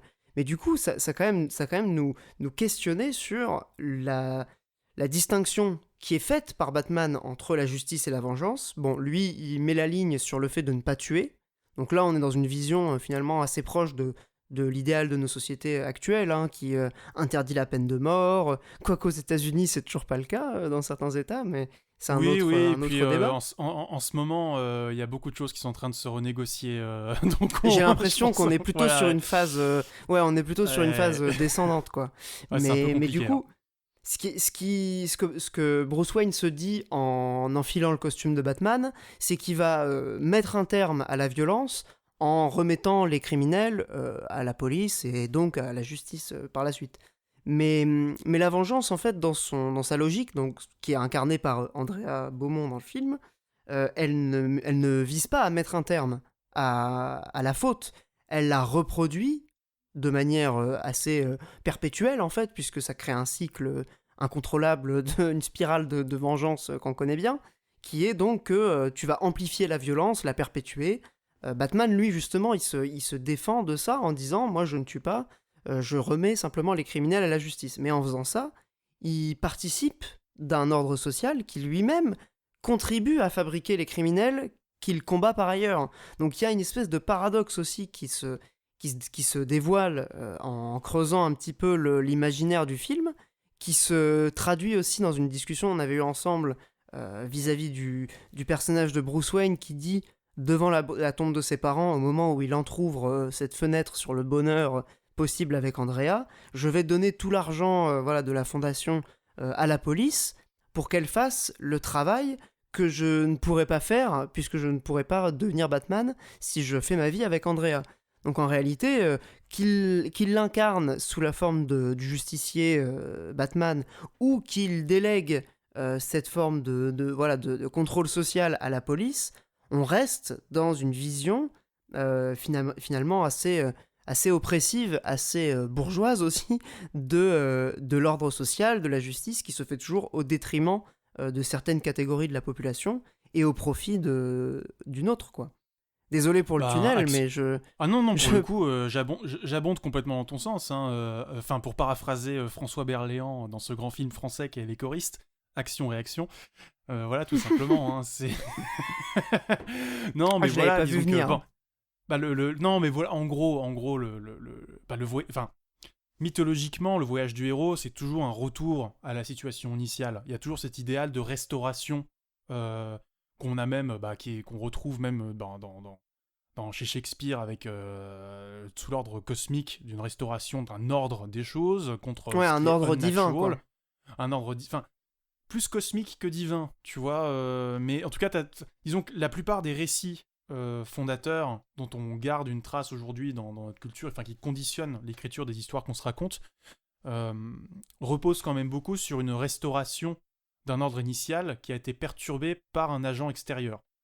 C'est même l'épopée, de manière générale. L'épopée, c'est nous versus eux, et l'avenir avec pour enjeu l'avenir de la cité. Et le retour à un équilibre. C'est ce qui fait les œuvres qu'on adore, nous tous les deux, c'est des œuvres qui justement interpellent un peu ça, interpellent un peu ce schéma-là de la restauration à tout prix, en questionnant le prix de cette restauration. Ça peut être Nier, pour toi typiquement, je pense à toi pour Nier, dans la culture japonaise, il y a vraiment cette idée de questionnement très fort. Ouais. Bientôt sur Switch, voilà. C'est la veille de l'enregistrement, c'est tombé. Mais c'est pour ça que ce Batman, même tout simplement The Green Knight, quand on en avait parlé, c'était un peu la même chose. On rend sa grandeur ça un prêté pour un rendu, tu vois, toujours. Mais sauf que le rendu, il doit l'être à la nature. Et si tu continues à prendre dans l'idée d'une restauration perpétuelle de la supériorité de l'homme sur la nature, il n'y a pas d'égalité en fait. Et en tout cas, cette supériorité de l'homme sur la nature n'est pas un équilibre en soi. C'est là que le film était assez bon. Bref, on commence à créer l'intertextualité entre nos numéros, incroyable. Oh là là, mais c'est tellement fort. Non, mais c'est réel qu'il y a un questionnement là-dessus dans le film. Je pense qu'on l'a perdu avec les autres adaptations. Dans les années 2000, je trouve qu'on perd cette dimension-là de questionnement de l'idée même de justice qui est incarnée par Batman. On le perd au profit d'une sorte de quasi-propagande, en fait, au service de l'ordre social en question. En fait, je dirais qu'il y a eu un facteur très important qui désamorce toute remise en question de l'ordre établi américain, c'est le 11 septembre. C'est-à-dire qu'à partir du moment où tu as le 11 septembre, tu rentres dans une rhétorique de l'axe du mal et de l'axe du bien, et donc dans une rhétorique où, pour reprendre ta formule consacrée, le monopole de l'omniscience, le monopole fasciste de l'omniscience Et oui. revient à la présidence des États-Unis, voilà, en l'occurrence George Bush à l'époque. Et finalement, oui, ça devient de plus en plus difficile de critiquer les fondements idéologiques de l'Occident, alors que les années 90, c'était des années où justement on commençait à prendre énormément de recul sur les codes culturels de l'Occident, que ce soit par le postmodernisme d'une part, ou par les mouvements altermondialistes politiquement d'autre part, parfois même avec les deux en même temps. Ça donne des films des jeux comme FF7, hein, par exemple. Voilà. Hein. Mais pour le coup, j'ai perdu ce que je disais. Excuse-moi. On a perdu cette dimension-là avec le 11 septembre. Ouais. Avec le 11 septembre, on a perdu cette dimension-là. Et c'est ce qui fait qu'on a un Batman post-11 septembre avec Nolan qui présente ce monopole de la violence légitime, on va dire, entre les... voire même de la violence illégitime à Batman, au motif que c'est un mal nécessaire. Mais je me demande, enfin là c'est toujours le problème, c'est on n'aura jamais la réponse, parce que le Dark Knight Rises qu'on a eu n'est pas le film initialement prévu en fait. Parce que la mort de Heath Ledger a foutu la merde, mais à l'origine, le début du film, du troisième film, ça devait être le procès du Joker. Et rien que ça déjà, je pense que ça aurait été très intéressant. Hein. Ça aurait, je pense que le questionnement de l'idée même de justice aurait eu lieu dans cette scène-là en fait. Et que on en a une espèce de micro-illustration avec le tribunal populaire géré par l'épouvantail, par Dr. Crane dans Dark Knight Rises, tu sais, avec la mort par le chichi, ou non, la mort par l'exil, en l'occurrence, voilà. Mais moi, ça m'a fait mourir de rire ce passage, mais dans son sadisme assumé. Mais voilà, c'est uniquement présenté sous l'angle d'un tribunal populaire, vengeur et dangereux, indépendamment des raisons pour lesquelles on l'institue. Là où même, tu vois, le film manque totalement le rendez-vous de la crise de 2008 en se posant les questions de... Enfin, t'as une scène où Bane dit « Mais du coup, si vous avez pas d'argent, qu'est-ce que vous foutez dans cette banque ?» Mais ça va jamais au bout du propos, quoi. Et c'est là où, c'est un peu le problème de Rises, hein, d'ailleurs. Il manque toutes ces occasions de creuser un peu son sujet, quoi. Et c'est là où on arrive à The Batman, du coup, qui proclame dès le début du film que la peur est un outil. Enfin, on a eu l'arc Snyder entre les deux, mais qui se revendiquait encore plus de Frank Miller pour le coup, mais qui traitait plus Batman comme le chef de la Justice League que comme on va dire que dans ses tiraillements idéologiques internes. Comme un personnage à part entière, ouais. D'ailleurs, il n'y a pas de film. Il a pas fait de film Batman à proprement parler. Non, ça devait être The Batman en fait. Et on l'a pas eu, ce film. Donc c'est pour ça, The Batman est un peu une créature de Frankenstein de plein de projets de films différents qui, du coup, c'est ce qui lui donne aussi sa longueur et son côté peut-être un peu trop foisonnant. Mais voilà, ouais, The Batman, I'm Vengeance, revendiqué. Mais pour le coup, pour rebondir sur ce que tu disais sur The Batman, là où je suis pas totalement d'accord avec toi, c'est que The Batman, pour moi, quand même, à défaut d'interroger les structures sociales, il interroge les conséquences des actions de Batman en mode la responsabilité de Batman sur l'idée même de justice qu'il véhicule à la population. Et c'est-à-dire, si Batman devient un modèle pour la société, à partir du moment où il ne se revendique que de la vengeance, qu'est-ce qu'il cultive chez les gens ? Comme imaginaire sociétal. Comme imaginaire sociétal, et qu'est-ce qu'il cultive comme projet. Et c'est ce qui fait qu'à la fin, justement, t'as la répétition générale du Capitole, littéralement. Enfin, le film avait entrevu le Capitole avant que ça arrive. Ce qui montre quand même que le film avait une intuition assez juste de ce qui est en train de se jouer, et de l'imaginaire politique que Batman cultive malgré lui après le 11 septembre. Et d'ailleurs, Frank Miller lui-même avait écrit Holy Terror, qui était une histoire dont Batman devait être le héros, où il cassait la gueule à des islamistes. Et finalement, ça a été modifié. Batman n'a pas été associé à cette histoire-là, mais c'est quand même sorti. Et dans la version de Joss Whedon du Justice League, t'avais ce personnage chauve avec un petit chapeau, qui est un terroriste suprémaciste blanc dans le musée au début, qui se fait poutrer par Wonder Woman, et qui dit Holy Fear au moment de sortir la bombe. Donc bon, il y avait aussi une charge un peu politique là-dessus, sur les présupposés idéologiques défendus par le Batman de Miller, etc. Mais voilà, c'est The Batman, pour moi, c'est un film qui quand même pose la question de Batman ne peut pas être que la vengeance, précisément parce que s'il l'est, ça veut dire qu'il cultive une idée de la vengeance chez les... Enfin, Batman est responsable de l'imaginaire qu'il véhicule, et quelque chose me dit que la trilogie vers laquelle on se dirige va justement déconstruire ce côté vengeur masqué de Batman pour revenir à cette idée de justicier qui a une responsabilité d'exemplarité vis-à-vis du Et reste de qui la a un société, en souci fait. peut-être aussi, ce que la fin laisse peut-être entrevoir effectivement sur la dimension un peu qui est très empreinte de lumière, voilà, le moment où il sauve les gens. C'est justement l'idée de réparation qui est quand même assez absente justement dans l'idée de justice qui est rendue dans ces histoires. C'est que en réalité, contrairement à ce qu'on peut voir voilà, dans la première moitié du film, qui est sur l'idée purement voilà, de vengeance qu'on a déjà critiqué, que j'ai déjà critiqué voilà, quelques minutes. Là, on est plutôt sur l'idée de réparer plus que de punir, et donc d'entrevoir quelque chose qui serait de l'ordre de la justice réelle et non plus de la vengeance. Et là-dessus, bon, bah, je vais citer un auteur parce que évidemment j'ai fait mes recherches. Dans l'étude de la loi du talion, donc la loi du talion, c'est l'œil pour œil, dent pour dent, l'idée de vengeance juste, équitable, enfin égalitaire. Lévinas écrit qu'en fait la justice commence là où s'achève la vengeance, dans l'idée de réparer plus que de punir. Et en fait cette ouverture de fin de The Batman peut effectivement laisser penser que la suite se dirigera vers ça. On ne sait pas encore, mais peut-être que ça peut être une piste effectivement intéressante. D'autant plus que de la vengeance et du justicier sombre, on en a bouffé quand même ces 20 dernières années, quoi.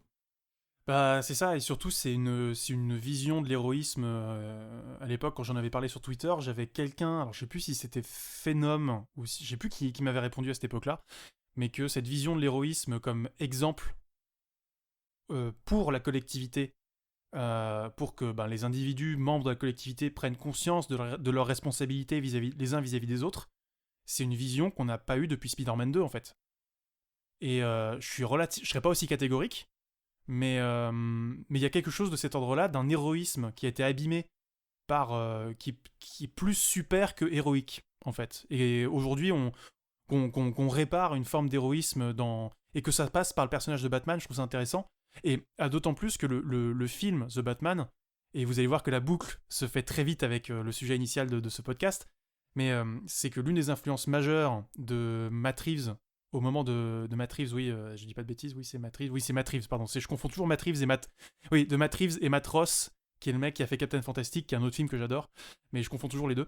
Mais non, c'est donc l'influence de Matt Reeves, c'était Batman Ego, en fait, qui est une BD, un one shot de Batman où en gros la cape de Batman prend vie dans une espèce d'hallucination un peu à la Venom, en fait, et où le fantôme même de Batman parle à Bruce, et où Bruce discute avec son fantôme, et son fantôme lui dit non mais maintenant c'est bon, vas-y, craque. Mais c'est littéralement un dialogue que tu aurais pu avoir dans un film Venom avec Tom Hardy, mais qui aurait été bien écrit.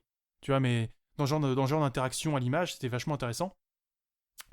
Et cette BD s'achève justement sur cette acceptation de cette part d'ombre du personnage, mais en disant voilà, tu n'es qu'un. Tu es mon moteur, mais tu peux pas être ma finalité, en fait. Donc je te reconnais en tant que moteur de mon action, parce que sans toi, je n'existe pas. Mais en revanche, tu peux pas me dicter mes projets parce que j'ai une responsabilité vis-à-vis des autres, etc. Et on doit être un symbole d'espoir pour les gens.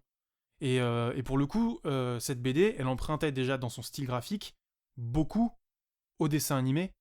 J'ai plus le nom du dessinateur, mais elle empruntait beaucoup au dessin animé de Bruce Timm et Paul Dini, dont on parle, et donc dont le fantôme masqué a été l'aboutissement, quoi. Même la couverture de Batman Ego, c'est littéralement Batman en mode Atlas, comme ça, qui est écrasé entre les immeubles de Gotham, avec ce ciel rouge, justement, qu'on retrouvait dans l'ouverture du fantôme masqué.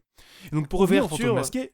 ouverture Voilà. du fantôme masqué qui nous permet, je pense, enfin, je vais conclure là-dessus, après moi je serai bon pour les recos, c'est que la compositrice de la musique originale donc, du fantôme de Phantasm raconte avoir voulu mêler deux tonalités émotionnelles différentes dans l'introduction, donc cette introduction qui est quand même assez mémorable avec cette CGI et ce ciel rouge vif qui est très marquant, pour traduire la dualité du personnage de Bruce Wayne. Donc t'as la même mélodie en fait qui est jouée de manière sombre, grave, presque accablante, puis elle se poursuit, mais cette fois de manière un peu plus mélancolique et héroïque. Sur la fin, on sent cette espèce d'envolée héroïque qui renvoie au jeu de contraste entre lumière et ombre, qui saisit le personnage même, le concept même de Batman, dès les premières secondes du film. Et donc Bruce Timm qui dira à propos du personnage: c'est un héros vêtu du costume de l'antagoniste. Ou peut-être est-ce l'inverse. Voilà, ce sera ma conclusion. Ah, très bien, bah écoute, non, effectivement, non, mais alors celle-là, je l'avais pas, donc drop the mic, c'est parfait. Avant les recos, cela dit, il me semblait quand même important de conclure, non, mais de conclure sur le fait que le film reste une tragédie, et donc que toute cette réparation de l'héroïsme dont on a parlé, c'est plus propre à l'héritage du film qu'au film en lui-même, qui revendique son statut de tragédie, et donc comprenez bien que ça peut pas se finir bien. Et c'est pour ça qu'on arrive justement à ce final apocalyptique dans les ruines de Gotham, avec justement ce ménage à trois qu'on s'est donné la peine de vous décrire dans les grandes largeurs. Mais je pouvais pas m'empêcher de conclure sur une interprétation qui m'est, alors pour le coup, très personnelle.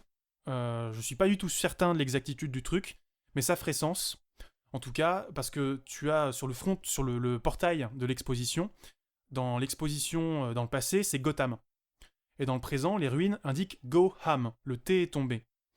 Et Go Ham, ça peut être, alors d'une part, une expression d'argot afro-américain, donc à prendre vraiment avec des pincettes, qui signifie hard as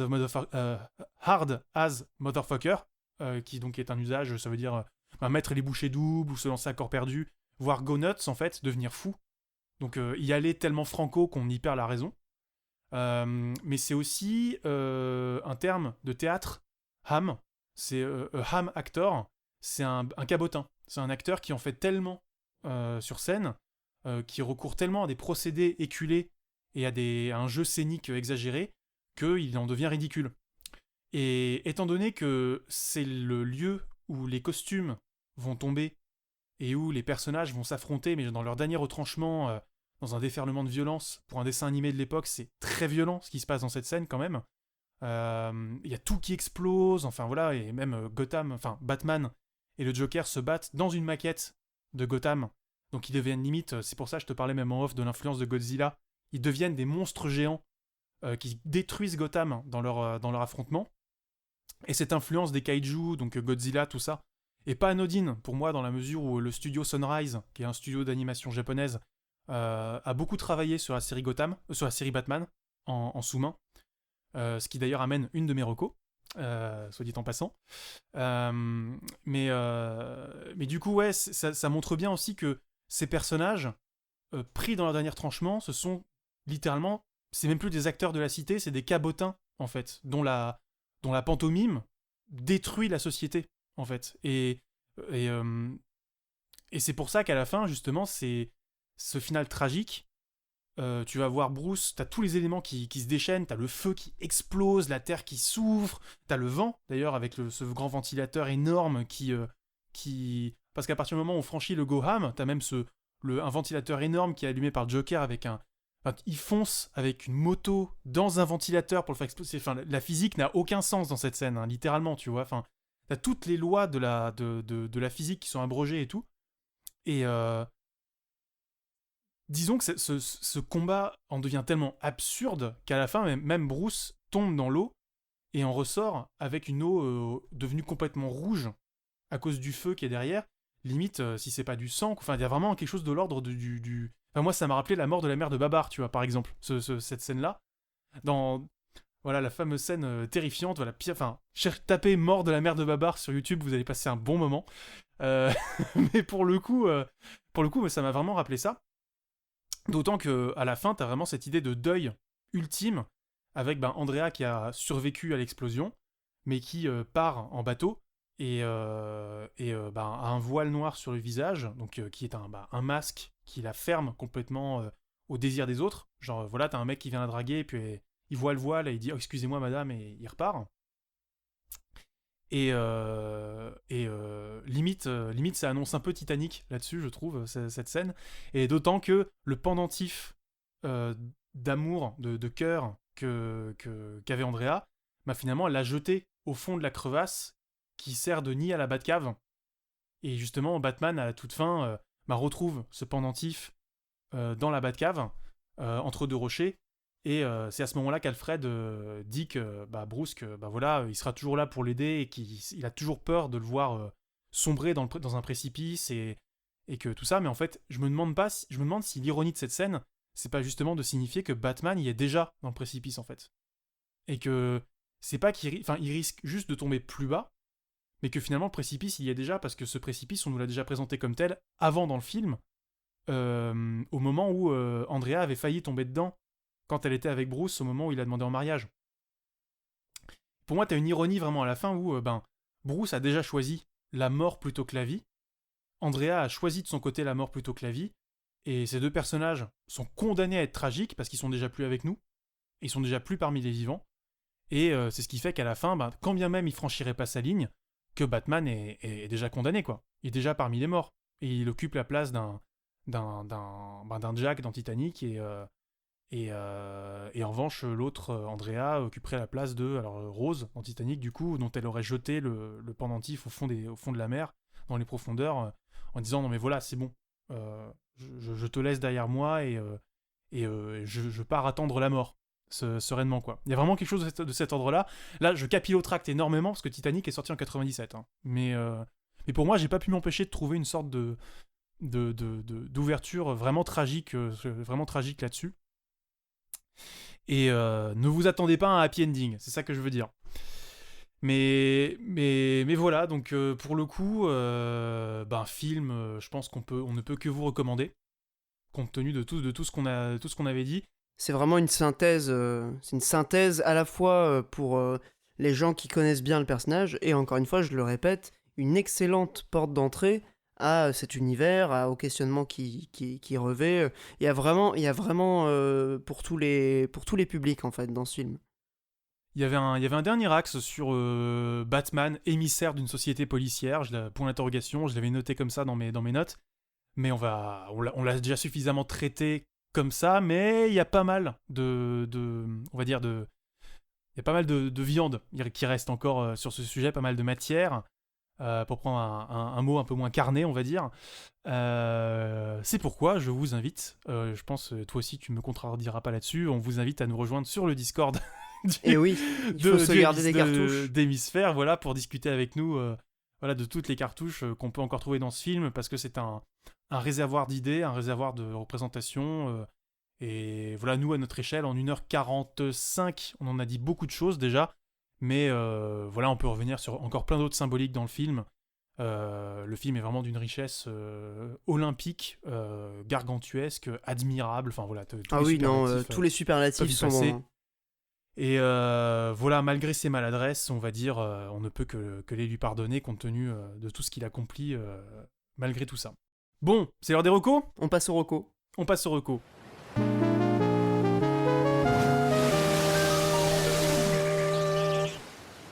Alors Marocco, je suis resté un peu dans le thème, vous allez comprendre pourquoi, puisque ma reco traite également de justice, hein, c'était un peu le sujet central de Batman.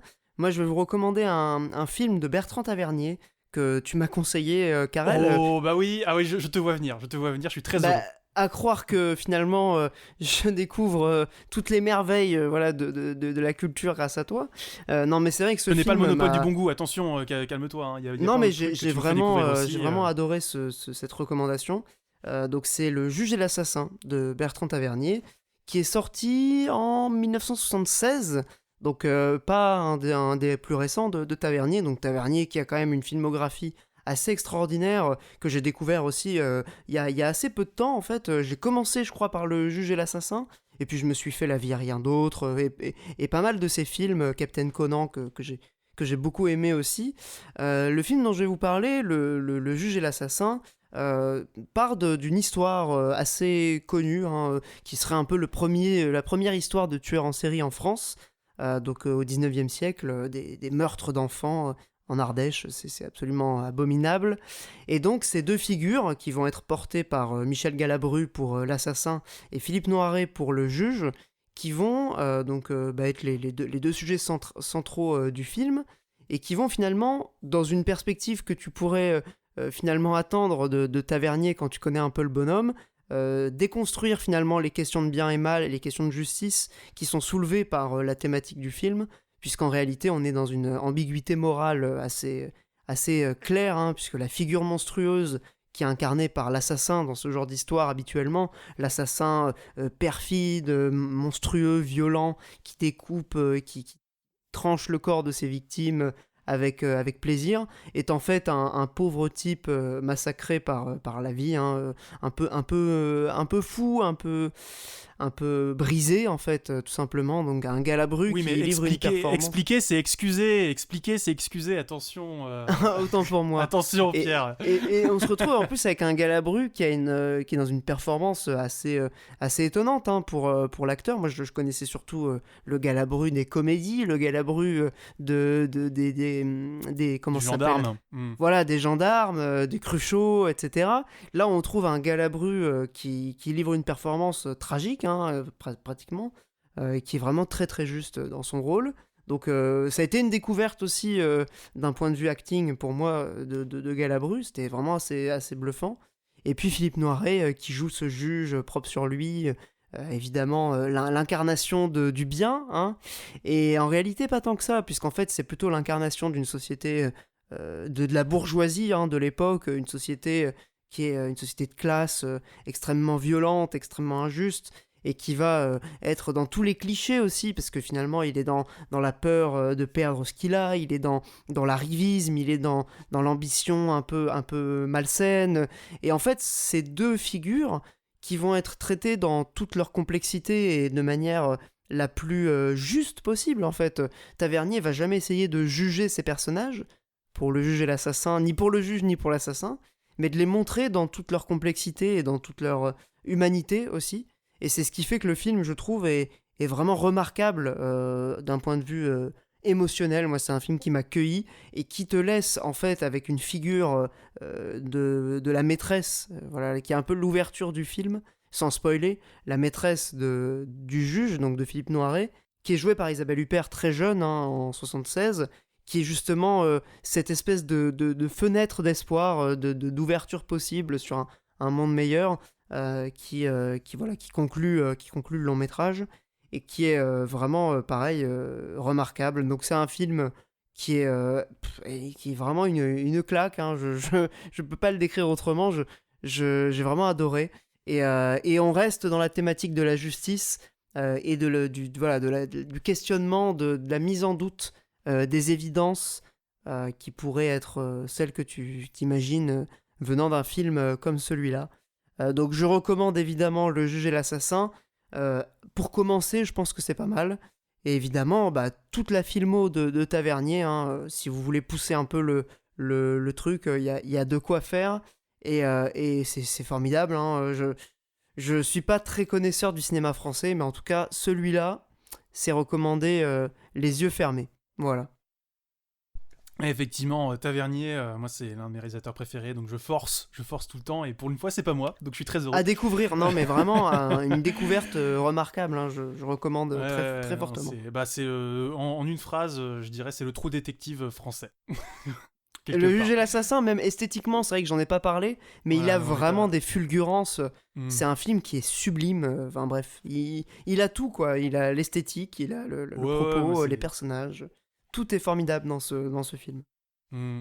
Et puis, et aussi un Jean-Claude Brialy vénéneux. Voilà, aussi, j'en profite au passage. C'est le procureur qui revient des colonies. Bref, voilà. Il est formidable, ce personnage en plus. Qui est formidable. Cette espèce de mec désabusé, cynique, et en même temps très touchant, hein, dans son humanité, encore une fois. Il arrive vraiment à capter hein, la complexité des personnages Tavernier. Je sais pas si t'as vu Coup de Torchon encore, mais Ah si, je l'ai vu. Alors, vraiment. très Voilà. perturbant. Bon. Coup de Ah Torchon, oui, c'est chaud, hein. il a un côté vraiment... parce qu'il est pas sur le même registre, en fait. Il est vraiment sur un registre hyper cynique. Mais alors, vraiment, c'est brillant, mais c'est vraiment perturbant. Faut t'imaginer Tintin au Congo écrit par Céline, quoi. C'est chaud. Ouais, non, mais il a un Voilà, côté c'est très, très chaud. vraiment dérangeant, malaisant, Ouais. mais qui est très fort. Hein. En même temps, tu t'imagines bien que Tavernier, il est pas dans... il sait ce qu'il il maîtrise son truc, quoi. Il sait ce qu'il fait en faisant ça. Mais je le recommande aussi avec peut-être un... Comment dire il faut y aller... comment dire une petite mise en garde quand même sur le côté qui peut être un peu choquant du film, quoi. Ah, c'est dangereux d'y aller seul. Ouais, voilà. Voilà. On peut dire ça comme ça, ouais. Voilà. Donc, encore un crossover. Non, alors pour moi, je vais être rapide sur mes recommandations. Donc j'en ai deux. C'est tout d'abord, je voulais teaser la première, c'est The Big O, qui est un animé du studio Sunrise, qui date de la fin des années 90, qui est en fait un produit indirect de la collaboration de Sunrise avec la Warner Bros. Sur Batman, justement. On va suivre, donc c'est une série de mechas qui se déroule dans une ville qui s'appelle Paradigm City. Donc une ville paradigme, donc on est encore une fois dans une profession de foi très Fritz Lang, en mode ces univers, ces espaces écrasants, c'est un espace mental presque.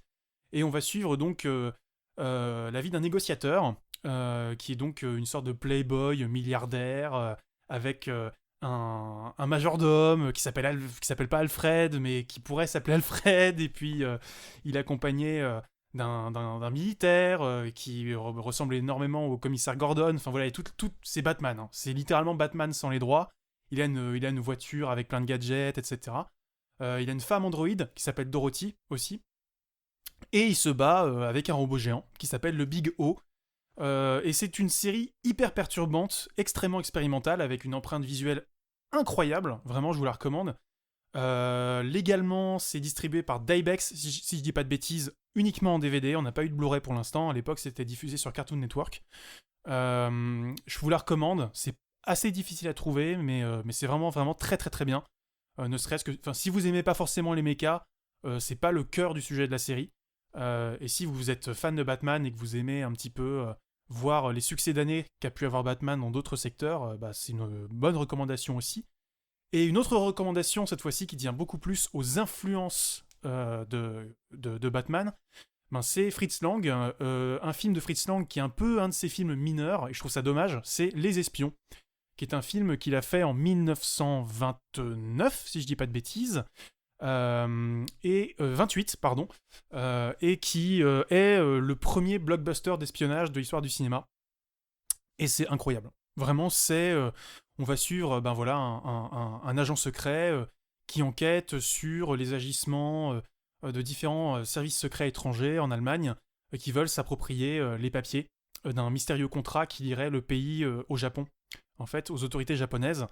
Et t'as un mystérieux banquier qui s'appelle Agi qui tire les ficelles pour récupérer ce contrat. Et voilà. Donc t'as une espèce de MacGuffin sur le contrat qui sert de mise en branle de tout un récit. Et tu vas avoir Agi qui manipule différentes personnes, différents espions, dont une femme qui a fui la révolution russe et qui travaille pour les services secrets informels du banquier Agi. Et donc, on va avoir tous ces stéréotypes, tous ces archétypes, la femme fatale, blonde, les agents doubles, les courses-poursuites en voiture, en moto, en sidecar, en train aussi. Tout l'imaginaire du film d'espionnage est déjà présent dans ce film, avec des décors incroyables, un dynamisme dans la mise en scène complètement fou, une scène avec un japonais, mais incroyable, vraiment. Et c'est ce qui me fait dire que le film noir et le film d'espionnage n'est pas le monopole des Américains. On peut ressourcer cet imaginaire-là, de la femme fatale même, sans embrasser tous les stéréotypes sexistes propres à l'ère du macartisme, à l'époque où justement Hollywood a voulu imposer le code de valeurs américain à l'Europe. On peut se réapproprier ce cinéma-là en revenant aux sources, en revenant aux sources justement de ce cinéma-là des années 20, des années 30, avant que les Américains se l'approprient, justement parce que des Fritz Lang, etc., ont quitté l'Allemagne pour fuir le nazisme. Et donc finalement, c'est un rappel aussi que tout le cinéma de Hitchcock, etc., doit sa puissance au cinéma allemand à l'origine et donc au cinéma européen. Voilà, donc ça c'était une manière aussi de boucler un peu la boucle. T'aimes pas trop les Américains? J'aime... Ah bah non, j'aime pas trop les Américains. Voilà, on en... Non, tu sais, pardon. Pierre, j'aime pas trop les Américains. C'était un private Non, voilà, joke. je force un peu. Bah, on aura peut-être l'occasion d'en parler sur un autre film d'animation japonaise mais à une autre occasion. Ah bah oui, à une autre occasion, mais prochainement, on peut le dire. Prochainement, peut-être pas l'épisode prochain, parce qu'il fait suffisamment chaud comme ça.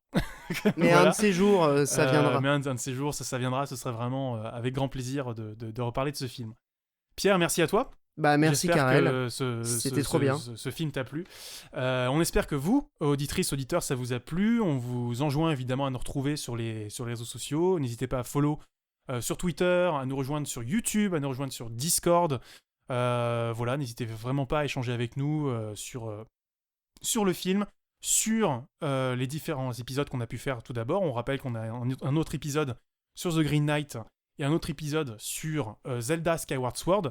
Et un prochain épisode dont le sujet devrait pas tarder à être déterminé officiellement. Voilà. On vous fait plein de bisous. On vous dit de faire attention aussi avec le Covid, mine de rien. Parce qu'on a beaucoup parlé de masques aujourd'hui, mais le Covid revient. Venez sur Discord. A priori, on se transmet pas le Covid en discutant sur Discord. En plus, on a plein de salons de discussion vraiment sur différentes thématiques, pas que sur les épisodes du podcast. Hein. On peut échanger sur vraiment plein de choses. Donc le Discord est un espace ouvert à toutes et tous. Et donc venez, franchement, on y est très très bien. Avec des calembours honteux servis par votre serviteur, évidemment. Ah bah il est fort, hein, Karel, pour ça. Hein. On peut lui reconnaître au moins ce talent. Voilà, j'ai pas le monopole. monopole du bon goût, mais j'ai le monopole des calembours douteux. Ça je le revendique volontiers, y a pas de problème. Ah bah il a tout à ton honneur. Bon, on se laisse là-dessus ? Eh bah oui, c'était un grand plaisir et avec plein de bisous faits aux auditeurs et aux auditrices. Voilà. Plein de bisous non convidés. Bye. Salut!